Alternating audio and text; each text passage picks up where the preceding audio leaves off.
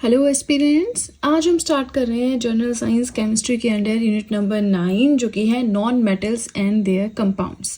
Previous unit में हमने hydrogen और उसके कंपाउंड्स के बारे में पढ़ा था। उससे पहले हमने मेटल्स और उनके कंपाउंड्स के बारे में पढ़ा था। सो आज हम स्टार्ट कर रहे हैं नॉन मेटल्स और इसके सारे कंपाउंड्स की स्टडी करना।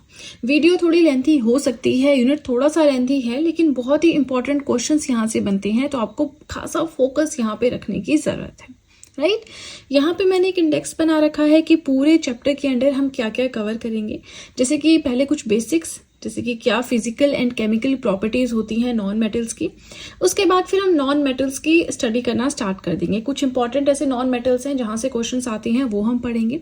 जैसे कि पहला आपका कार्बन है, इसकी अकरेंस पीरियोडिक टेबल में कहाँ पे लाई करता है, नेचर में किस फॉर्म में लाई करता है, इसकी प्रॉपर्टीज पढ़ेंगे। Then allotropes of carbon. Carbon के एलोट्रॉप्स दो तरह के होते हैं, क्रिस्टलाइन एंड एमोफस। क्रिस्टलाइन में आपका डायमंड, ग्रेफाइट, ग्रेफीन, फुलरीन्स, ये सब कुछ मैं आपको पढ़ाऊंगी। देन एमोफस एलोट्रॉप्स आ जाते हैं जिसमें coal, charcoal, soot, lampblack, wood charcoal, bone charcoal, ये सारी चीज़ें आती हैं, हम पढ़ेंगे। कोल सबसे इंपॉर्टेंट है। कोल इसकी वेराइटीज हम पढ़ेंगे, जैसे कि पीट है, लिग्नाइट है, बिटुमिनस है, एंथ्रासाइट है।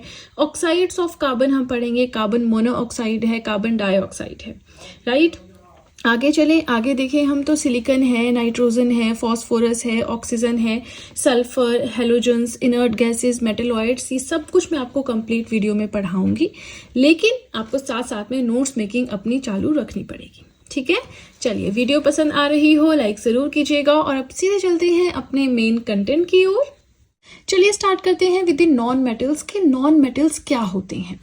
Elements having a tendency to accept electron and form an anion are called non-metals। अब देखिए एलिमेंट्स को हम क्लासिफाई करते हैं कैसे, मेटल्स, नॉन मेटल्स एंड मेटलाइट्स के फॉर्म में। राइट तो मेटल्स तो हमने देख लिया, मेटलाइट्स भी हम इसी यूनिट में लास्ट में ऐड कर दूंगी मैं थोड़ा सा। यहाँ पे हम बात कर रहे हैं नॉन मेटल्स के बारे में। तो ऐसे एलिमेंट्स जिनमें इलेक्ट्रॉन्स को एक्सेप्ट करने की टेंडेंसी होती है उन्हें हम नॉन मेटल्स कहते हैं। और कोई भी ऐसा एलिमेंट जो इलेक्ट्रॉन को एक्सेप्ट करता है वो अनाइन बनाता है, जो इलेक्ट्रॉन को डोनेट करता है वो कैटाइन बनाता है, और जिनमें भी कैटाइन मेकिंग कैपेसिटी होती है वो मेटल्स होती हैं, जो हम ऑलरेडी पढ़ चुके हैं। तो एनायंस बस वही चीजें, नेगेटिवली चार्ज्ड आयंस होती हैं that are formed when non metals gain electrons. Non metals जब इलेक्ट्रॉन्स को गेन करते हैं, ऐड करते हैं अपने अंदर, तो नेगेटिवली चार्ज्ड आयंस बनते हैं जिन्हें हम अनायंस बोलते हैं। अनायंस, कैटाइन सिंपल चीजें हैं, मैं पहले पढ़ा चुकी हूँ आपको अगर ध्यान होगा। आगे हम बात करें कि हमारा जो मॉडर्न पीरियोडिक टेबल है इसमें टोटल 22 नॉन मेटल्स हैं, और ये जो है राइट जो साइड है हमारी पीरियोडिक टेबल की वहां पे रखे हुए हैं। ठीक है, ये बिल्कुल बेसिक था। अब हम आगे चलते हैं और कुछ फिजिकल प्रॉपर्टीज देख लेते हैं किसकी, नॉन मेटल्स की। चलिए फिजिकल प्रॉपर्टीज समझते हैं ना, कि देखने में कोई चीज कैसी है ना, मोटी है, पतली है, विड्थ कितनी है, कलर कैसा है ना, ये सब आपके फिजिकल प्रॉपर्टीज में आती है, मतलब फिजिकल अपीयरेंस एंड बिल्कुल बेसिक चीजें। सो फिजिकल प्रॉपर्टीज की हम बात कर रहे हैं नॉन मेटल्स की। तो नॉन मेटल्स या तो सॉलिड होंगे या गैसेस फॉर्म में होंगे। अभी मैंने आपको ऊपर क्या पढ़ाया यहाँ पे कि मॉडर्न पीरियोडिक टेबल में टोटल 22 ही नॉन मेटल्स है ना। नाउ ये जो नॉन मेटल्स होती हैं या तो ये सॉलिड फॉर्म में आपको मिलेंगे या गैसेस फॉर्म में आपको मिलेंगे, but in science exceptions are always there. तो एक एक्सेप्शन है नॉन मेटल की जो कि है ब्रोमीन, जो कि आपको लिक्विड स्टेट में मिलेगा। इसके अलावा सारे आपको या सॉलिड या गैसेस फॉर्म में मिलेंगे।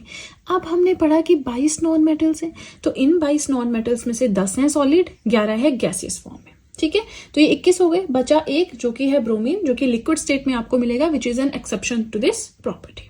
राइट नेक्स्ट आता है दैट ये जो नॉन मेटल्स होती हैं these are generally the poor conductors of heat and electricity. Heat and electricity को कंडक्ट नहीं कर सकते, पुअर कंडक्टर होते हैं। Again exception graphite. ग्रेफाइट के अलावा जो भी आपके नॉन मेटल्स होते हैं वो सारे पुअर कंडक्टर्स होते हैं हीट और इलेक्ट्रिसिटी के। नेक्स्ट आता है नॉन लस्ट्रस, चमकीले नहीं होते। सोनोरस, सोनोरस का मतलब होता है कि जब आप किसी नॉन मेटल पे इस तरह से आवाज करेंगे, टक टक करेंगे, तो वो आवाज नहीं करते। कुछ आप बीट करेंगे उसके ऊपर तो आवाज नहीं आती। And malleable, non lustrous, non sonorous और नॉन मेलिएबल मतलब है इसका, ऐसा नहीं सोचना कि ये मेलिएबल है ना। यहाँ पे आप चाहे इसको अलग से लिख लो अगर कंफ्यूजन हो रहा है, नॉन सोनोरस, नॉन मेलिएबल। ठीक है, however again exception is always, जैसा हम बोलते हैं होगी। तो आयोडीन जो है दैट इज लस्ट्रस, चमकीला सा चमक सी होगी उसमें। ठीक है, नेक्स्ट आता है दैट ये जो नॉन मेटल्स होते हैं ना, इनका मेल्टिंग पॉइंट लो होता है, बॉइलिंग पॉइंट, डेंसिटी सब कुछ लो होता है एक्सेप्ट डायमंड एंड ग्रेफाइट। अच्छा, हम ना इसके अंदर कार्बन भी पढ़ेंगे। फिर कार्बन के एलोट्रॉप्स आते हैं, क्रिस्टलाइन एलोट्रॉप्स होते हैं, एमॉर्फस एलोट्रॉप्स होते हैं। क्रिस्टलाइन में डायमंड एंड ग्रेफाइट आता है, तो इन दोनों के बारे में भी मैं आपको पढ़ाऊंगी। फिलहाल हम नॉन मेटल्स का ओवरऑल जो हम पढ़ रहे हैं, तो इसमें जो नॉन मेटल्स हैं उनका जनरली लो मेल्टिंग पॉइंट होगा, लो बॉइलिंग पॉइंट होगा, लो डेंसिटी होगी, है ना, एक्सेप्ट डायमंड एंड ग्रेफाइट। क्यों? क्योंकि जो डायमंड एंड ग्रेफाइट होता है इनका मेल्टिंग एंड बॉइलिंग पॉइंट काफी ज्यादा हाई होता है, ठीक है। And they display a variety of colours, बहुत सारे कलर्स आपको नॉन मेटल्स में देखने को मिल जाएंगे। नॉन मेटल्स जनरली सॉफ्ट होते हैं और इनको नाइफ के थ्रू हम इजीली कट भी कर सकते हैं, ठीक है। चलिए अब देखिए, इसी के साथ फर्स्ट पेज हुआ कंप्लीट। मैंने आपको पहले ही कहा है वीडियो काफी शॉर्ट रहने वाली है आज, क्योंकि बिल्कुल बेसिक चीजें हम पढ़ेंगे। नॉन मेटल्स क्या होते हैं, नॉन मेटल्स की physical and chemical properties, and last में थोड़ा सा आइडिया कि पूरे चैप्टर में हम क्या क्या चीजें कवर करेंगे, ठीक है। इसी के साथ वीडियो पसंद आ रही हो लाइक जरूर कीजिएगा।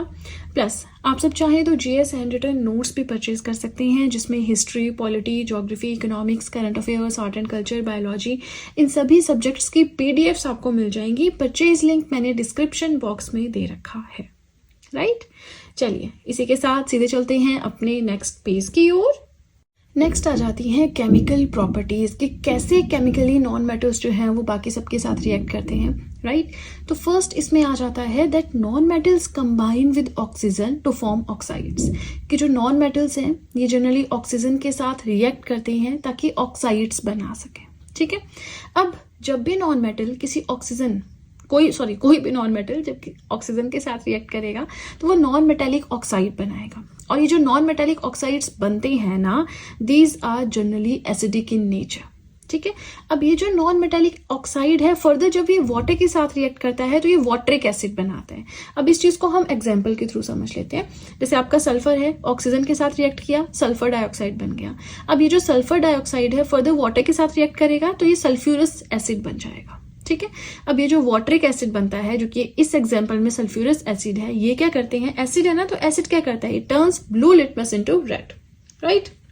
चलिए ये एक तो यहाँ पे ना आपको समझना क्या है कि जब भी नॉन मेटल्स, पहली चीज तो ऑक्सीजन के साथ रिएक्ट करते हैं, दूसरी चीज जब ये नॉन मेटेलिक ऑक्साइड्स बनाते हैं, those oxides are acidic in nature.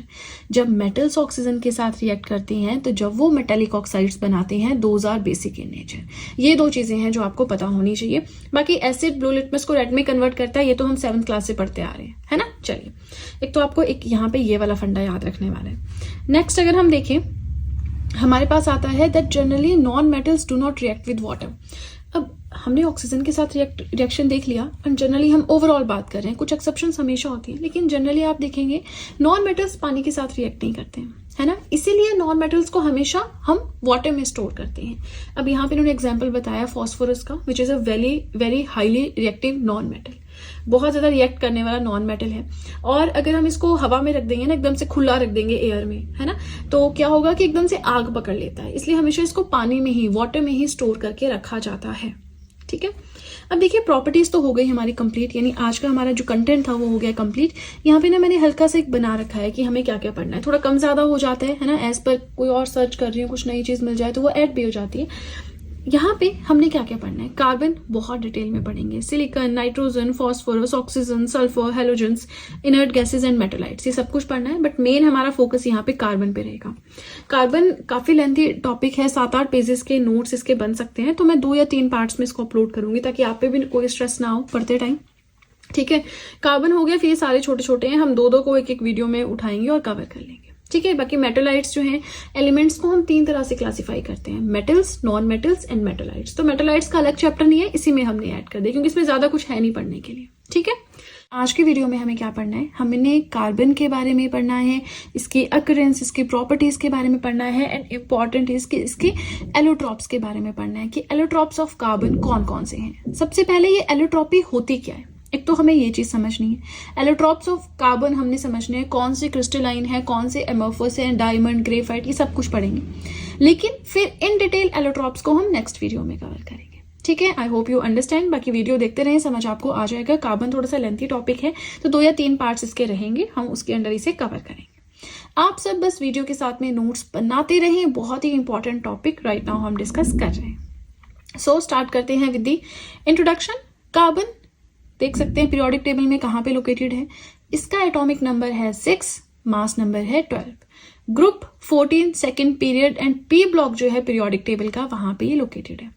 अच्छा, हमने पीरियोडिक टेबल के बारे में पढ़ा था, S block, P block, D block, F block, फिर हमने पढ़ा था कौन से इनर ट्रांजिशन एलिमेंट्स हैं, कौन से रिप्रेजेंटेटिव एलिमेंट्स हैं, है ना, अगर आपको याद होगा। नहीं आपने अभी तक वीडियोस देखी हैं, मेरे यूट्यूब चैनल पे जाके प्लेलिस्ट सेक्शन पे जाके केमिस्ट्री हैंड रिटन नोट्स की प्लेलिस्ट देख सकते हैं, या फिर डिस्क्रिप्शन बॉक्स में भी मैंने लिंक दिया है, उस लिंक पे जाएं, वहां पे प्लेलिस्ट का लिंक दिया है केमिस्ट्री का, वहां पे जितनी भी वीडियोस मैंने पढ़ाई हैं सारी सीक्वेंस में आपको, क्रोनोलॉजी में आपको मिल जाएंगी, वहां जाके भी आप देख सकते हैं। चलिए, ये तो हमारा इंट्रोडक्शन पार्ट हो गया कंप्लीट। अब हम जानते हैं कार्बन की अकरेंस के बारे में। सिंबल तो आपको पता है ना, C is the symbol of carbon. So occurrence की बात करें, ये आपको फ्री स्टेट में भी मिल जाएगा, ये आपको कंबाइंड स्टेट में भी मिल जाएगा। ठीक है, कार्बन के अभी तक जो पता है रिकॉर्ड में है टोटल 15 नोन आइसोटोप्स है। Isotopes, isobars. आइसोटोप्स क्या होते हैं? Same atomic number but different mass number. Isobars क्या होते हैं? Same mass number but different atomic number. ये भी मैंने आपको पढ़ाया, आइसोटोन्स, आइसोआइंस वगैरह, है ना, अगर आपने सारी वीडियोस देखी हैं शुरू से। सो कार्बन के टोटल 15 नोन आइसोटोप्स हैं एंड ये अकर करता है क्या? कार्बन अकर करता है नेचुरली 3 आइसोटोप्स की फॉर्म में, C612, C613, C614। ये जो 12 है ना, this is the mass number of carbon and this is the atomic number which is always equal to the number of protons।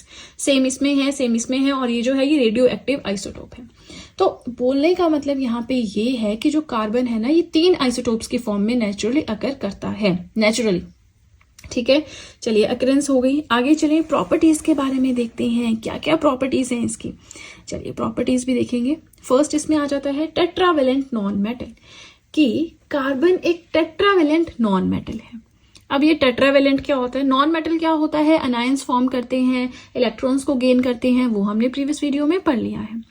यहाँ पे हम बोल रहे हैं कि कार्बन टेट्रावेलेंट नॉन मेटल है। टेट्रावेलेंट का मतलब है कि जब कोई भी नॉन मेटल का एटम शेयर करता है 4 इलेक्ट्रॉन्स जो कि इसके आउटर मोस्ट शेल में होते हैं किसी और एटम के साथ, in order to acquire 8 electrons in its outermost shell, तो ऐसे एलिमेंट को या नॉन मेटल को हम टेट्रावेलेंट बोल देते हैं। ठीक है, सच एटम्स हैविंग वैलेंसी 4, या सिंपल बोलो, ऐसे एटम्स जिनकी वैलेंसी होती है 4 are known as tetravalent. Simple, ठीक है। वैलेंसी भी मैंने पढ़ाया क्या होती है। वैलेंसी सिंपल आप समझ लो, या तो माइनस वाला कंसेप्ट होता है ना, उसको भी छोड़ो, आउटर मोस्ट शेल में कितने नंबर ऑफ इलेक्ट्रॉन्स हैं, ठीक है, वो वैलेंसी होती है, बस दैट्स इट। बाकी इन डिटेल आपको प्रीवियस वीडियोस देखनी होगी। नेक्स्ट प्रॉपर्टी क्या आ जाती है? अच्छा, पहली प्रॉपर्टी समझ गए आप कार्बन की क्या है, that it is a tetravalent non metal. Second property क्या आती है, that carbon atoms link with one another through covalent bonds to form chains and rings. Carbon के एटम ना जो बाकी जो आपके एटम्स होते हैं उनके साथ कैसे लिंक करते हैं? कोवेलेंट बॉन्ड्स के थ्रू, चेन्स बनाते हैं या रिंग्स बनाते हैं, और ये जो प्रॉपर्टी होती है। अच्छा, एक चीज और, कार्बन सिर्फ औरों के साथ रिएक्ट नहीं करता, अपने साथ भी कई बार ये बॉन्डिंग, कई बार क्या मैक्सिमम टाइम बॉन्डिंग करता है। ठीक है, तो ये जो प्रॉपर्टी होती है सेल्फ लिंकिंग की कार्बन की, this is known as catenation. ठीक है, now due to the property of catenation, catenation क्या है कि बाकियों के साथ भी रिएक्ट करेगा, बॉन्ड्स बनाएगा, लेकिन अपने साथ भी ये एटम्स की बॉन्डिंग करता है। ठीक है, अब इसी प्रॉपर्टी को, सेल्फ लिंकिंग की प्रॉपर्टी को हम बोलते हैं कैटेनेशन, जो कि किसकी प्रॉपर्टी है? कार्बन की। अब due to the property of this catenation, carbon is able to exist in allotropic form. इसी प्रॉपर्टी की वजह से जो कार्बन है ना, वो एलोट्रोपिक फॉर्म में एग्जिस्ट करता है। मैंने आपको अभी तो बताया कि एलोट्रोप्स हैं इसके, डायमंड है, ग्रेफाइट है, लैंप ब्लैक है, कोक है, चारकोल है, कोल है, फिर कोल में भी आगे एंथ्रासाइट, बिटुमिनस, पीट, लिग्नाइट आता है ना, सब कुछ हम पढ़ेंगे सीक्वेंस में। सो यहाँ पे क्वेश्चन पहले तो ये अराइज हो गया कि एलोट्रोपिक फॉर्म क्या होती है। भाई कंपाउंड्स तो हमें पता था, ये एलोट्रोपिक फॉर्म क्या हो जाती है, तो ये हम पढ़ेंगे नेक्स्ट पेज पे। ठीक है, चलिए इसी के साथ वीडियो पसंद आ रही हो लाइक जरूर कीजिएगा। प्लस आप सब चाहें तो जीएस हैंड रिटन नोट्स भी परचेज कर सकते हैं, जिसमें history, polity, geography, economics, current affairs, art and culture, biology, इन सभी सब्जेक्ट्स की पीडीएफ्स आपको मिल जाएंगी। परचेज लिंक मैंने डिस्क्रिप्शन बॉक्स में दे रखा है, राइट। चलिए इसी के साथ फर्स्ट पेज हो गया कंप्लीट। एंड आप सभी से रिक्वेस्ट है कि वीडियो के साथ में नोट्स बनाते चलें। वैसे ही वीडियो देख रहे हैं, कुछ टाइम बाद ये सब कुछ आप भूल जाएंगे। नोट्स का होना इसलिए जरूरी है ताकि आप बार बार टाइम टू टाइम उन्हें रिवाइज कर सके। ठीक है, चलिए तो अब सीधे चलते हैं अपने सेकेंड पेज की ओर। अच्छा, एलोट्रॉपी का मतलब समझने से पहले एक और प्रॉपर्टी है जो कि हमारे कार्बन की है, उसे पढ़ लेते हैं, फिर हम एलोट्रॉपी का मतलब समझेंगे. So carbon forms multiple bonds with itself and with other atoms of small size. अपने साथ भी बॉन्डिंग करते हैं, बाकी जो एटम्स होते हैं छोटे साइज के उनके साथ भी बॉन्डिंग कर लेते हैं. ठीक है, ये तुमने वैसे देख भी लिया ना. अच्छा, एक चीज और, ये सेल्फ लिंकिंग की प्रॉपर्टी को क्या बोलते हैं? कैटेनेशन. प्रीवियस पेज पे पढ़ा था. ठीक है, चलिए अब आ जाते हैं एलोट्रॉप्स ऑफ कार्बन पे. तो हर एक मेटल के, नॉन मेटल के कंपाउंड्स होते हैं, लेकिन कार्बन के एलोट्रॉप्स भी होते हैं, कंपाउंड्स भी होते हैं. कंपाउंड्स भी हम पढ़ेंगे. तो ये एलोट्रॉप्स का क्या मतलब है? देखिए, एलोट्रॉपी एक ऐसा फिनोमिना है ना जिसमें एक एलिमेंट एग्जिस्ट करता है या एक कंपाउंड एग्जिस्ट करेगा एक से ज्यादा फॉर्म में या दो से ज्यादा फॉर्म्स में, जिनकी केमिकल प्रॉपर्टीज तो सेम होंगी लेकिन फिजिकल प्रॉपर्टीज डिफरेंट होंगी. अब आप कैसे याद करोगे? डिफर फिजिकल, ये याद रखना है. एलोट्रॉपी कुछ नहीं याद रखना, डिफरेंट होती हैं फिजिकल प्रॉपर्टीज, सेम होती हैं केमिकल प्रॉपर्टीज. ठीक है, अब फिजिकल प्रॉपर्टीज डिफरेंट है, अलग अलग फॉर्म्स में ये एग्जिस्ट करता है, लेकिन उनकी केमिकल इंटरनली वो सेम है, लेकिन उनकी फिजिकल यानी देखने जो हमें दिखेगी ना शेप्स, वो अलग है. ठीक है, एग्जाम्पल दूं मैं आपको, तो हमारे पास पेंसिल्स होती हैं, लेड पेंसिल है, फिर वो 2B 3B वो सब आती हैं तो सारी पेंसिल्स ही हैं, करती तो काम लिखने का ही है ना. तो वो चीज यहाँ पे हो रही है. ठीक है, आई होप आपको समझ में आया हो एग्जाम्पल के थ्रू. बट याद रखना है, allotropy is the phenomena of existence of same element और कंपाउंड. सेम एलिमेंट है, सेम चीज है, लेकिन दो से ज्यादा फॉर्म्स में एग्जिस्ट करेगी. ऐसी फॉर्म्स जिनकी केमिकल प्रॉपर्टीज सिमिलर हैं बट डिफरेंट हैं तो फिजिकल प्रॉपर्टीज. और ये जो डिफरेंट फॉर्म्स होती है ना, इन्हीं को एलोट्रॉप्स बोल देते हैं. ठीक है, now carbon exhibits many allotropic forms. अब कार्बन में यही है, कंपाउंड्स तो है ही है, लेकिन इसकी एलोट्रॉपिक फॉर्म्स भी बहुत सारी हैं. कौन कौन है भाई एलोट्रॉपिक फॉर्म्स? चलिए देख लेते हैं. तो ये जो एलोट्रॉप्स होते हैं ना कार्बन के, इन्हें हम दो तरह से डिवाइड कर सकते हैं. एक होते हैं क्रिस्टलाइन फॉर्म्स, एक होती है एमॉर्फस फॉर्म्स ऑफ कार्बन. अब यहाँ तो मैं आपको बेसिक पढ़ा दूंगी. अब जो हमारी नेक्स्ट वीडियो रहेगी ना, आज की वीडियो में हमें इतना ही पढ़ना है, जो हमारी नेक्स्ट वीडियो रहेगी उसमें हम क्रिस्टलाइन फॉर्म्स को इन डिटेल पढ़ेंगे. वो थोड़ी सी लेंथी हो सकती है. एंड उसके बाद नेक्स्ट वीडियो में हम एमॉर्फस फॉर्म्स ऑफ कार्बन को पढ़ेंगे इन डिटेल. ठीक है, तो दो वीडियोस तो अब यही आने वाली है, इन पे फोकस रहेगा. क्योंकि देखो ना, यहाँ पे डायमंड ग्रेफाइट इंपॉर्टेंट है, यहाँ पे कोल की आती है 4 वेराइटीज, वो इंपॉर्टेंट है. तो इस तरह से. ठीक है, चलिए मैंने आपको बता दिया बेसिक. अब हम देखते हैं कि क्रिस्टलाइन एलोट्रॉप्स जो होते हैं कार्बन के क्या होते हैं. इनमें ना सिस्टमेटिकली अरेंज होते हैं कार्बन एटम्स. ठीक है, डेफिनेट ज्योमेट्रिकल शेप्स होती हैं. और इसके एग्जांपल है डायमंड ग्रेफाइट फुलरेंस. अब इसमें कुछ समझाने वाली बात हो रही है, सिस्टमेटिक अरेंजमेंट होगी कार्बन एटम्स के, इधर उधर नहीं फैले होंगे, और प्रॉपर ज्योमेट्रिकल शेप्स में होंगे. ज्योमेट्रिकल शेप समझते हैं, कुछ इस तरह से, कुछ इस तरह से, या कुछ इस तरह से, समझ रहे हैं? प्रॉपर शेप्स होती हैं जो ज्योमेट्री की. एमॉर्फस में हो जाएगा इसका क्रिस्टलाइन का बिल्कुल उल्टा, नॉन क्रिस्टलाइन है. नॉन क्रिस्टलाइन एलोट्रॉप्स होंगे कार्बन के, अरेंज नहीं होंगे डेफिनेट पैटर्न में, किसी भी तरह से अरेंज है, कोई शार्प एजेस नहीं है. अच्छा, जब हम एमॉर्फस फॉर्म्स जो होती हैं कार्बन को तोड़ेंगे ना, तो इनके कोई शार्प एजेस नहीं होता. अच्छा, सोचो आपके पास डायमंड है, आपने उसको तोड़ा तो उसके तीखे तीखे एजेस होंगे साइड से. आप कोयले को तोड़ो, क्या तीखे एजेस होंगे उसमें? चारकोल को तोड़ो, क्या एजेस होंगे? नहीं होंगे ना. तो वही चीज लिखी है, that pieces have no sharp edges when broken. कोई डेफिनेट मेल्टिंग पॉइंट नहीं होता. एमॉर्फस फॉर्म्स ऑफ कार्बन के क्या क्या एग्जांपल्स है? कोक है, वुड चारकोल है, कोल है, कार्बन ब्लैक है, लैम्प ब्लैक है, सूट है, बहुत सारे. ठीक है, आज हम जनरल साइंस केमिस्ट्री के अंडर पढ़ेंगे क्रिस्टलाइन एलोट्रॉप्स ऑफ कार्बन. आज का हमारा मेन टॉपिक है डायमंड क्या है, ग्रेफाइट क्या है, ग्रेफीन क्या है, फुलरीन क्या है. जो भी क्रिस्टलाइन एलोट्रॉप्स है ना कार्बन के, वो हम आज की वीडियो में डिस्कस करेंगे. तो आप सबसे बस इतनी सी रिक्वेस्ट है कि वीडियो के साथ में नोट्स बनाते चले, काफी इंपॉर्टेंट ये नोट्स आपके लिए प्रूव होंगे. सबसे पहले स्टार्ट करते हैं विद द डायमंड. डायमंड जैसे सोना है, चांदी है, वैसे ही डायमंड रिंग्स होती हैं, सेट्स होते हैं, ज्वेलरी होती है, आपको पता होगा, है ना. तो बस उसी डायमंड के बारे में हमें आज डिस्कस करना है. सबसे पहली चीज कि प्रीशियस जेमस्टोन है जो नेचर में अकर करता है in the form of kimberlite stone. तो देखिए, कोई भी चीज होती है ना, वो प्योर फॉर्म में नहीं होती है आपके नेचर में, वो किसी ना किसी ऑक्साइड और किसी ना किसी और फॉर्म में होती है. फिर उसे हमें वहां से एक्सट्रैक्ट करना होता है ना, बिल्कुल एक्सट्रैक्ट करके प्योर चीज तक लाना होता है. तो वैसे ही डायमंड है. डायमंड जो है वो किम्बरलाइट स्टोन की फॉर्म में एग्जिस्ट करता है नेचर में. अब अगर डायमंड की प्योरिटी को मेजर करना हो, कैसे हम करेंगे? हम कर सकते हैं इन द फॉर्म ऑफ कैराट्स। जैसे कि गोल्ड का है ना, वो भी हम कैराट की फॉर्म में 24 कैरेट गोल्ड या 23 कैरेट गोल्ड, 22 कैरेट गोल्ड, मैंने पढ़ाया आपको, जो मैंने मेटल्स पढ़ाया था वहाँ पे गोल्ड का भी हमने डिस्कस किया था, है ना। तो वैसे ही डायमंड की प्योरिटी को भी मेजर किया जा सकता है in the form of carats. 1 carat is equal to 200 milligrams. अब क्या होता है ना कि अलग अलग कैरेट वाला जो डायमंड होता है उसे अलग अलग नाम से जाना जाता है। Different varieties of diamonds are known by different names. जैसे कि 3032 कैरेट का जो डायमंड होगा उसे कुलिनन कहते हैं, 445 कैरेट का जो डायमंड होगा उसे होप कहते हैं, 186 कैरेट के डायमंड को कोहिनूर कहते हैं, एंड 136.2 कैरेट के डायमंड को पिट कहते हैं। ये चीज एक अलग है, क्वेश्चन आ सकता है। एक तो आपने यहाँ से किम्बरलाइट स्टोन उठाना है, दूसरा आपने यहाँ से ये चीज उठानी है, तीसरा ये कि क्रिस्टलाइन एलोट्रॉप है। कार्बन के ना 2 तरह के एलोट्रॉप्स होते हैं आपके, एक क्रिस्टलाइन होते हैं, एक एमोर्फस होते हैं। आज की वीडियो में हम सिर्फ क्रिस्टलाइन एलोट्रॉप्स देखेंगे, नेक्स्ट वीडियो में हम एमोर्फस एलोट्रॉप्स ऑफ कार्बन देखेंगे, ठीक है। तो ये भी आपने याद रखना है। नेक्स्ट हमारा आता है, डायमंड के ही बारे में हम पढ़ रहे हैं, फर्दर हम इसकी प्रॉपर्टीज भी पढ़ेंगे कि जो हमारा डायमंड होता है ना, इसमें एक जो कार्बन एटम होता है, हर एक डायमंड में हर एक कार्बन एटम जो होता है वो बाकी के 4 कार्बन एटम्स के साथ बॉन्डिंग करता है, और ये एक 3 डायमेंशनल स्ट्रक्चर बनाता है, और बहुत डिफिकल्ट होता है इसी, ये जो एक्सटेंडेड कोवेलेंट बॉन्डिंग है, इसी की वजह से बहुत डिफिकल्ट होता है इसको तोड़ना, डायमंड को तोड़ना। डायमंड को तोड़ना क्यों डिफिकल्ट होता है? क्योंकि इसके अंदर हर एक कार्बन एटम जो है वो 4 अलग कार्बन एटम्स के साथ बॉन्डिंग बनाता है, जिससे 3D स्ट्रक्चर बनती है और बहुत स्ट्रांग हो जाता है। तभी तो कहते हैं that diamond is the hardest known substance on earth, right.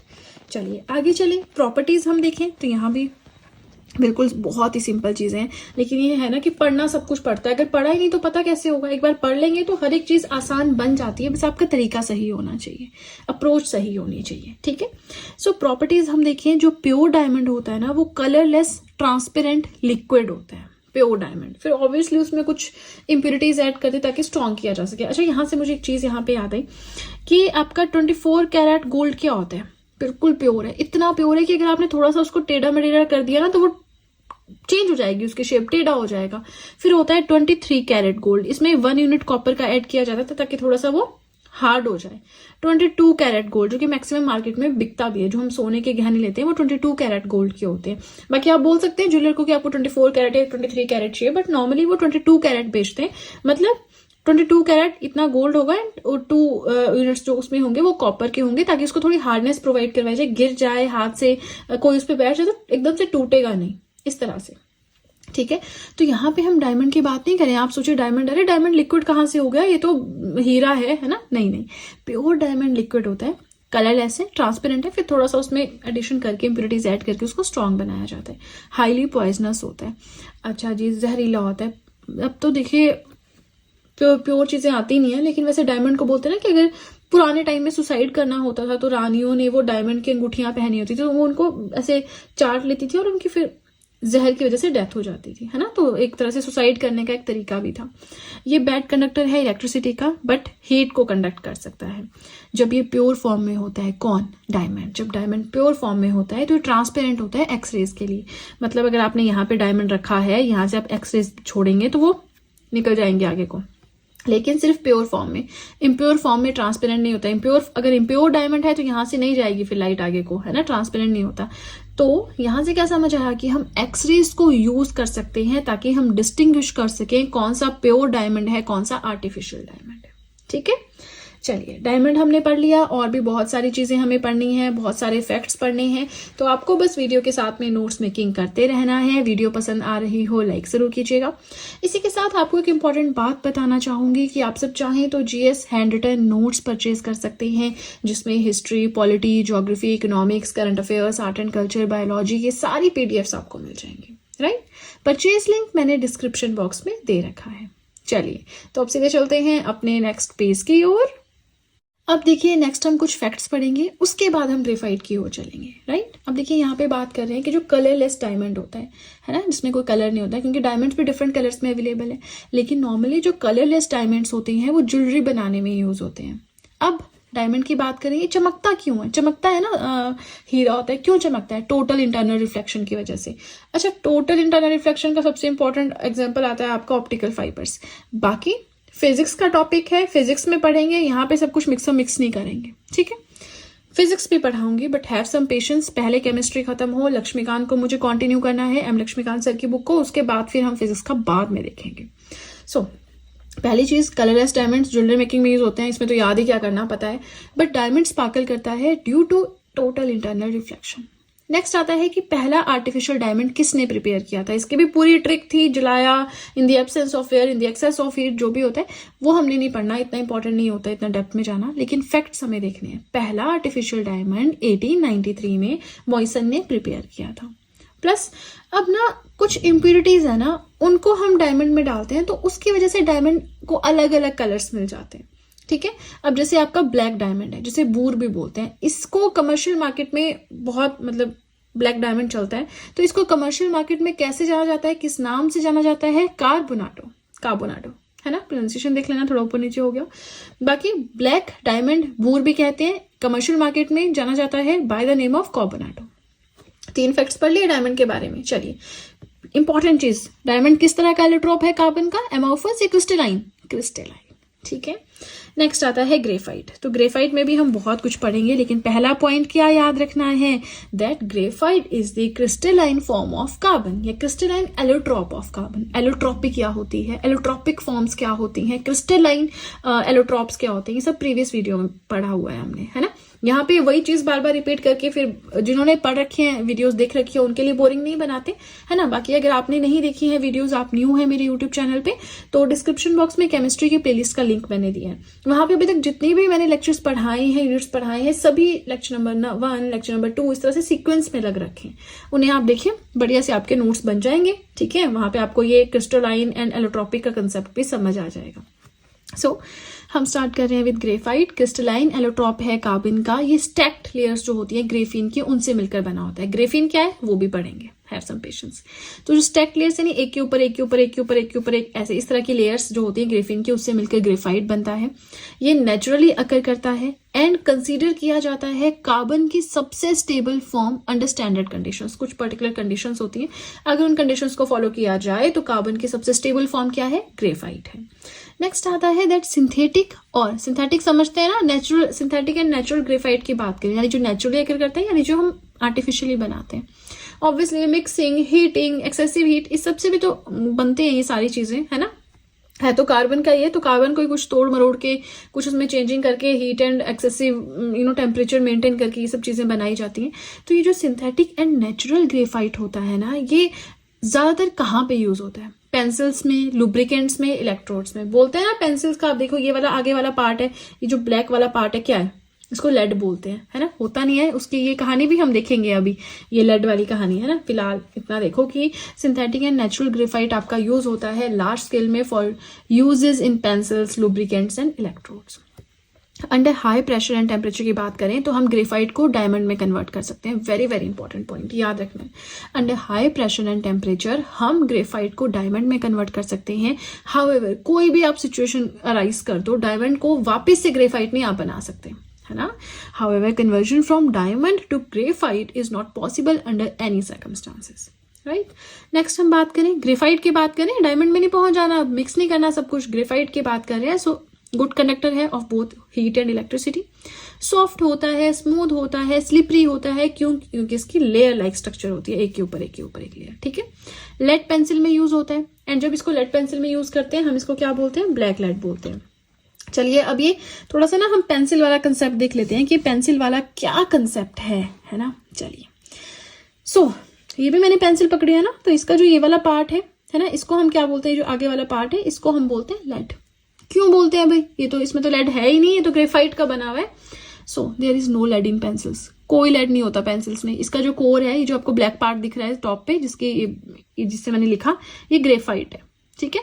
लेकिन लेड पेंसिल क्यों बोलते हैं भाई, सुना है मम्मा ऐसा बोलती है, पापा ऐसा बोलते हैं, मैम स्कूल में ऐसा बोलती है, उन्होंने कहाँ से सुना। तो एक हिस्टोरिक एसोसिएशन है, पुराने टाइम में, एंशिएंट रोमन टाइम्स में जो स्टाइलस है ना वो लेड का बना होता था, ठीक है। स्टाइलस किसको बोलते हैं, अगर देखो आज के टाइम में बोल रहे हैं तो फोन के ऊपर वो स्टिक आती है ना यूज करने वाली, पहले आती थी, अब तो मुझे नहीं, अब तो इतना रहा भी नहीं, बट हमारे टाइम में थोड़ा सा पहले ऐसा था यस थोड़ा सा पहले, कि वो पेंसिल आती थी ना, उसको इस पे चलाते थे और होता था सब कुछ, है ना। अभी आते होंगे, मुझे आइडिया नहीं है, नॉलेज नहीं इस बारे में।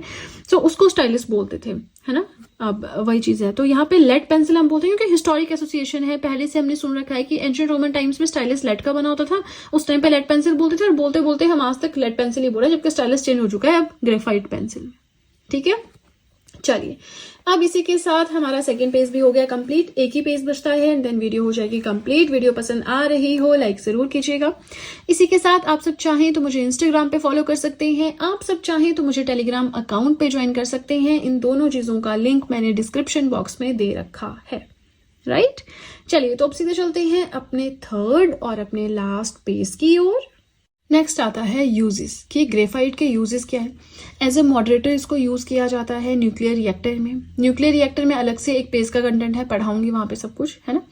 प्लस यहाँ पे सिर्फ इतना देखो कि एज अ मॉडरेटर यूज किया जाता है न्यूक्लियर रिएक्टर में क्या, ग्रेफाइट, जो कि क्या है, एक क्रिस्टलाइन एलोट्रॉप है कार्बन का। एज अ ड्राई लुब्रिकेंट भी हम इसको यूज कर सकते हैं to prevent rusting and viscous friction in machines running at a high temperature. Machine जब हाई टेम्परेचर पे चलती है due to wear and tear, उसमें रस्टिंग होनी शुरू हो जाती है, पानी के कॉन्टेक्ट में आई रस्टिंग हो जाती है, खराब होनी शुरू हो जाती है, खड़खड़ की आवाज आना शुरू हो जाती है, स्मूथनेस उसकी चली जाती है, तो उसके लिए ड्राई लुब्रिकेंट। अच्छा सबसे सिंपल एग्जाम्पल लुब्रिकेंट का, सिलाई मशीन देखी होगी अपने मम्मी के पास घर में, दादी के पास घर में, किसी ना किसी के पास, नानी के पास। तो वो क्या करते हैं, जब मशीन चलती नहीं ढंग से या खड़खड़ करती है ना, तो वो उन्होंने एक शीशी रखी होती है, एक बॉटल होती है तेल की, उसमें डालते हैं, वो फिर स्मूथली चलने लग जाती है। कुछ टाइम बाद फिर प्रॉब्लम करती है, तो फिर से उसमें वो तेल डालते हैं, मशीन का जो ऑयल है वो अलग होता है ना। तो वो जो ऑयल है that is acting as a lubricant for that सिलाई मशीन, है ना। चलिए तो वैसे ही लुब्रिकेंट की तरह काम करता है क्या, ग्रेफाइट। दो चीजें और हमें इसमें पढ़नी है, एक है ग्रेफिन, एक है फुलरीन। ठीक है, क्या है ग्रेफिन, क्या है फुलरीन, ये देख लेते हैं। सिंपल सा है, बहुत डेप्थ में नहीं हमने जाना, बट इतना कि एग्जाम क्लियर हो जाए, एग्जाम में कुछ आए तो हम आंसर सही कर पाए, इतना पढ़ना है।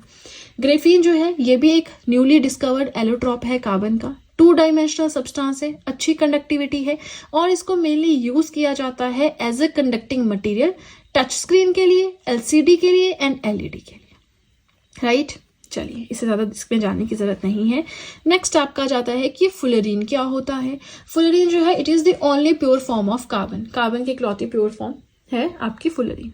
ठीक है, वैसे प्योरेस्ट फॉर्म तो हम उसको बोलते हैं, डायमंड को बोलते हैं कि सबसे प्योरेस्ट फॉर्म जो है कार्बन की दैट इज द डायमंड। ठीक है, लेकिन इकलौती मतलब ऐसे कि ये भी प्योर है एक तरह से, है ना, प्योर फॉर्म ऑफ कार्बन।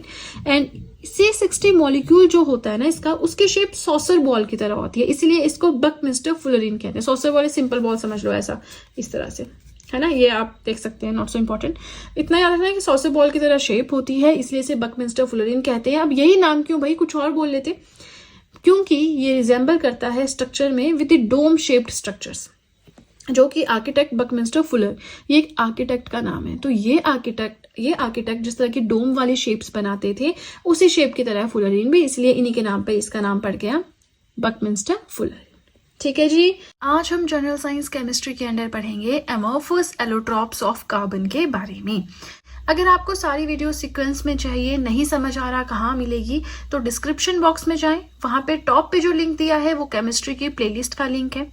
नहीं मिल रहा तो यूट्यूब चैनल पे जाके प्लेलिस्ट सेक्शन पे जाके केमिस्ट्री हैंड रिटन नोट्स की प्लेलिस्ट आप देख सकते हैं। जितने भी वीडियोस वहां पे लगाई हैं सारी सीक्वेंस में लगाई हैं, 1 बाय 1 आप देख सकते हैं। बढ़िया से नोट्स भी आपके बन के तैयार हो जाएंगे, काफी अच्छे लेवल तक आपको अंडरस्टैंडिंग हो जाएगी इस पर्टिकुलर सब्जेक्ट की, राइट। चलिए स्टार्ट करते हैं विद द मेन कंटेंट, बस वीडियो के साथ में आप लोग नोट्स मेंटेन करते रहें। कार्बन के बारे में हम पढ़ रहे थे।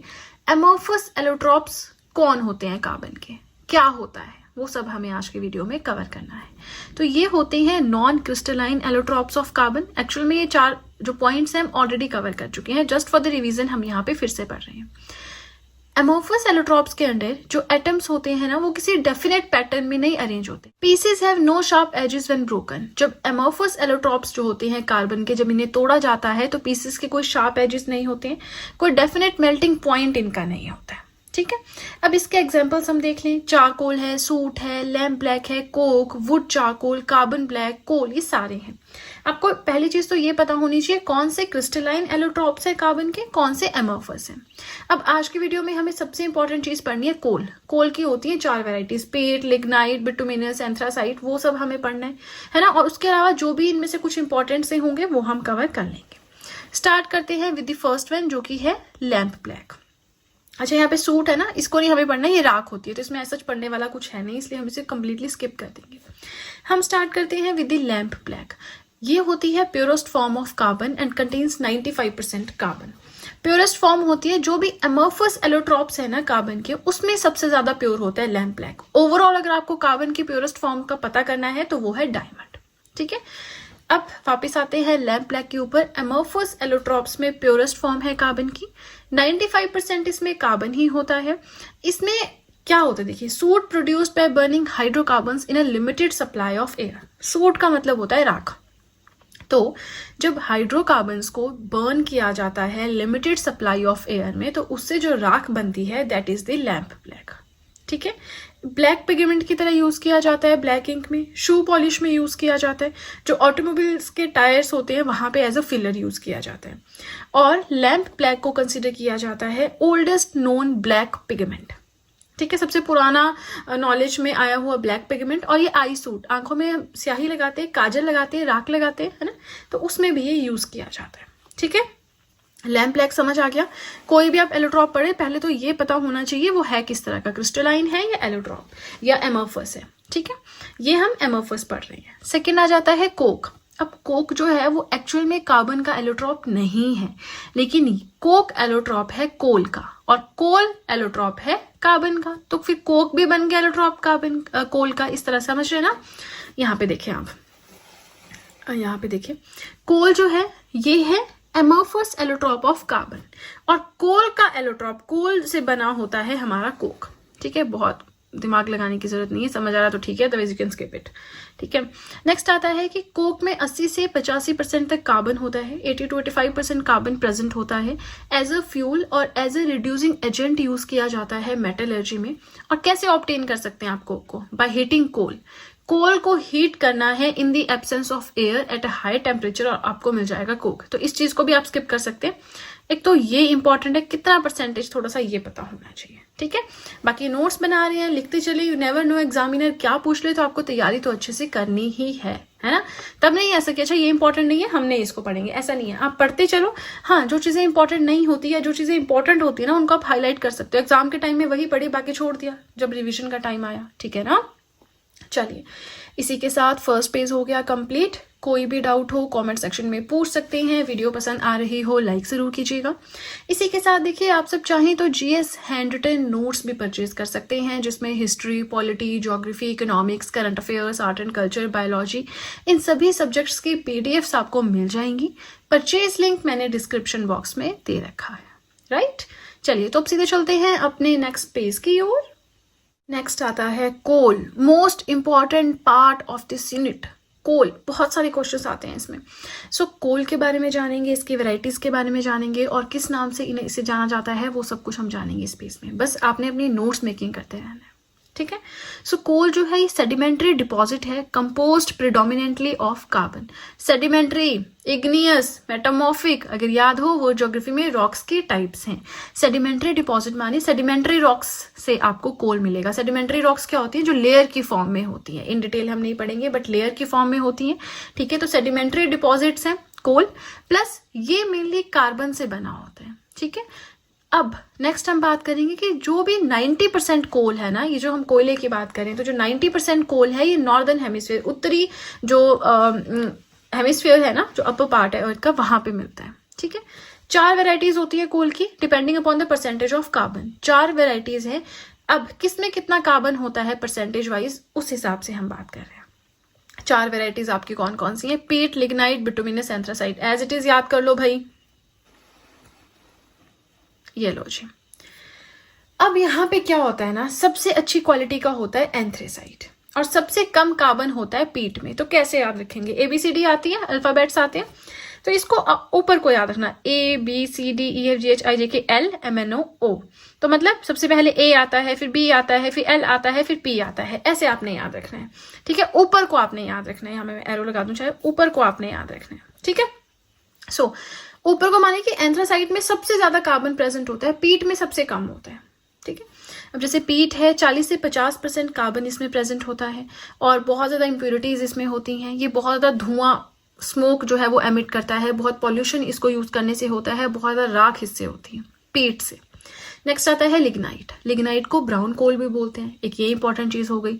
50 से 60% इसमें कार्बन होता है। अच्छा, कई जगह आपको मिल जाएगा 45 से 55, यहाँ 55 से 65, तो आपने कंफ्यूज नहीं होना, मोटा मोटा याद रखना, 40-50 के राउंड यहाँ पे होता है, 50-60 के राउंड यहाँ होता है, 60 से 80 यहाँ पे होता है, 90 के राउंड यहाँ पे होता है, ऐसे याद रखना है, मोटा मोटा सा, है ना। एग्जैक्टली एग्जामिनर को भी इतना दिमाग है, वो ऐसा नहीं पूछेगा आपसे कितना % कार्बन, हाँ किसमें सबसे कम है, किसमें सबसे ज्यादा है, अच्छा इसको आप सीक्वेंस में अरेंज करो, किसमें कम है किसमें ज्यादा है, वैसे क्वेश्चन आ सकते हैं, ठीक है। परसेंटेज नहीं कोई पूछेगा। नाउ लिग्नाइट की हम बात कर रहे हैं, इसे ब्राउन कोल भी कहते हैं। 50 से 60% इसमें कार्बन होता है। इट अंडरगो स्पॉन्टेनियस कंबशन, एकदम से आग पकड़ लेता है, बहुत बुरा होता है। फायर एक्सीडेंट्स जो माइंस में होते हैं वो मेनली लिग्नाइट की वजह से होते हैं। कोई कोल माइन है तो वहां पे लिग्नाइट की वजह से फायर एक्सीडेंट हो जाते हैं, एकदम से आग पकड़ लेता है, राइट। नेक्स्ट आ जाता है बिटुमिनस, इसे सॉफ्ट कोल कहते हैं। लिग्नाइट को ब्राउन कोल, बिटुमिनस को सॉफ्ट कोल और कोल को ब्लैक गोल्ड, वो मैं आपको आगे बताऊंगी अभी, ठीक है। तो जो बिटुमिनस है इसमें 60 to 80% कार्बन होता है, कोक एंड गैस की प्रोडक्शन में यूज होता है। एंड जो बिटुमिनस है, very important part, most widely used and available coal, सबसे ज्यादा यूज भी बिटुमिनस होता है और सबसे ज्यादा अवेलेबल भी बिटुमिनस कोल है, ठीक है। Now last but not the least is anthracite. Anthracite is the best quality coal, इसे हार्ड कोल बोलते हैं। ब्राउन कोल कौन सा है, सॉफ्ट कोल कौन सा है, हार्ड कोल कौन सा है, स्पॉन्टेनियस कंबशन किसमें होता है, सबसे ज्यादा धुआं कौन छोड़ता है, ऐसे क्वेश्चंस आते हैं एग्जाम में, ठीक है। और हम क्या करते हैं, परसेंटेज याद कर रहे हैं जी कार्बन की, नहीं। अब आपने एग्जाम को समझने की कोशिश करना है, एग्जामिनर किस तरह के क्वेश्चंस डाल रहे हैं, एप्लीकेशन से क्वेश्चंस आ रहे हैं, तो उसी तरह से स्टडी करनी है, ठीक है। एंथ्रेसाइट है बेस्ट क्वालिटी कोल, हार्ड कोल भी बोलते हैं। सेमी मेटेलिक लस्टर, थोड़ा सा मेटल लाइक लस्टर, चमचमाहट इसमें होती है। इग्नाइट्स स्लोली, धीरे धीरे आग पकड़ता है, धीरे धीरे जलता है। लेस लॉस ऑफ हीट, जिससे डेफिनेटली हीट कम यूज होगी। हाईली एफिशिएंट होता है। एंड जब ये जलता है तो एक ब्लू फ्लेम आपको दिखाई देगी, कंप्लीट कंबशन इसमें होता है। जब ये जलता है तो पूरा जल के छोड़ता है ना, तो इसमें पूरी तरह से जलती है चीज, कोई पॉल्यूटेंट्स नहीं होते हैं, होते भी हैं तो ना के बराबर होते हैं। इंडिया में बात करें तो सिर्फ जम्मू एंड कश्मीर में आपको एंथ्रेसाइट मिलेगा, वहां पे भी बहुत कम क्वांटिटी में, 90% के अराउंड इसमें कोल होते हैं। Hard coal, soft coal, brown coal, spontaneous combustion, best quality coal, lustre किसमें होता है, धीरे धीरे जो है बर्न आउट होता है, इंडिया में कहाँ अवेलेबल है, बेस्ट क्वालिटी, ऐसे क्वेश्चंस आते हैं एग्जाम में।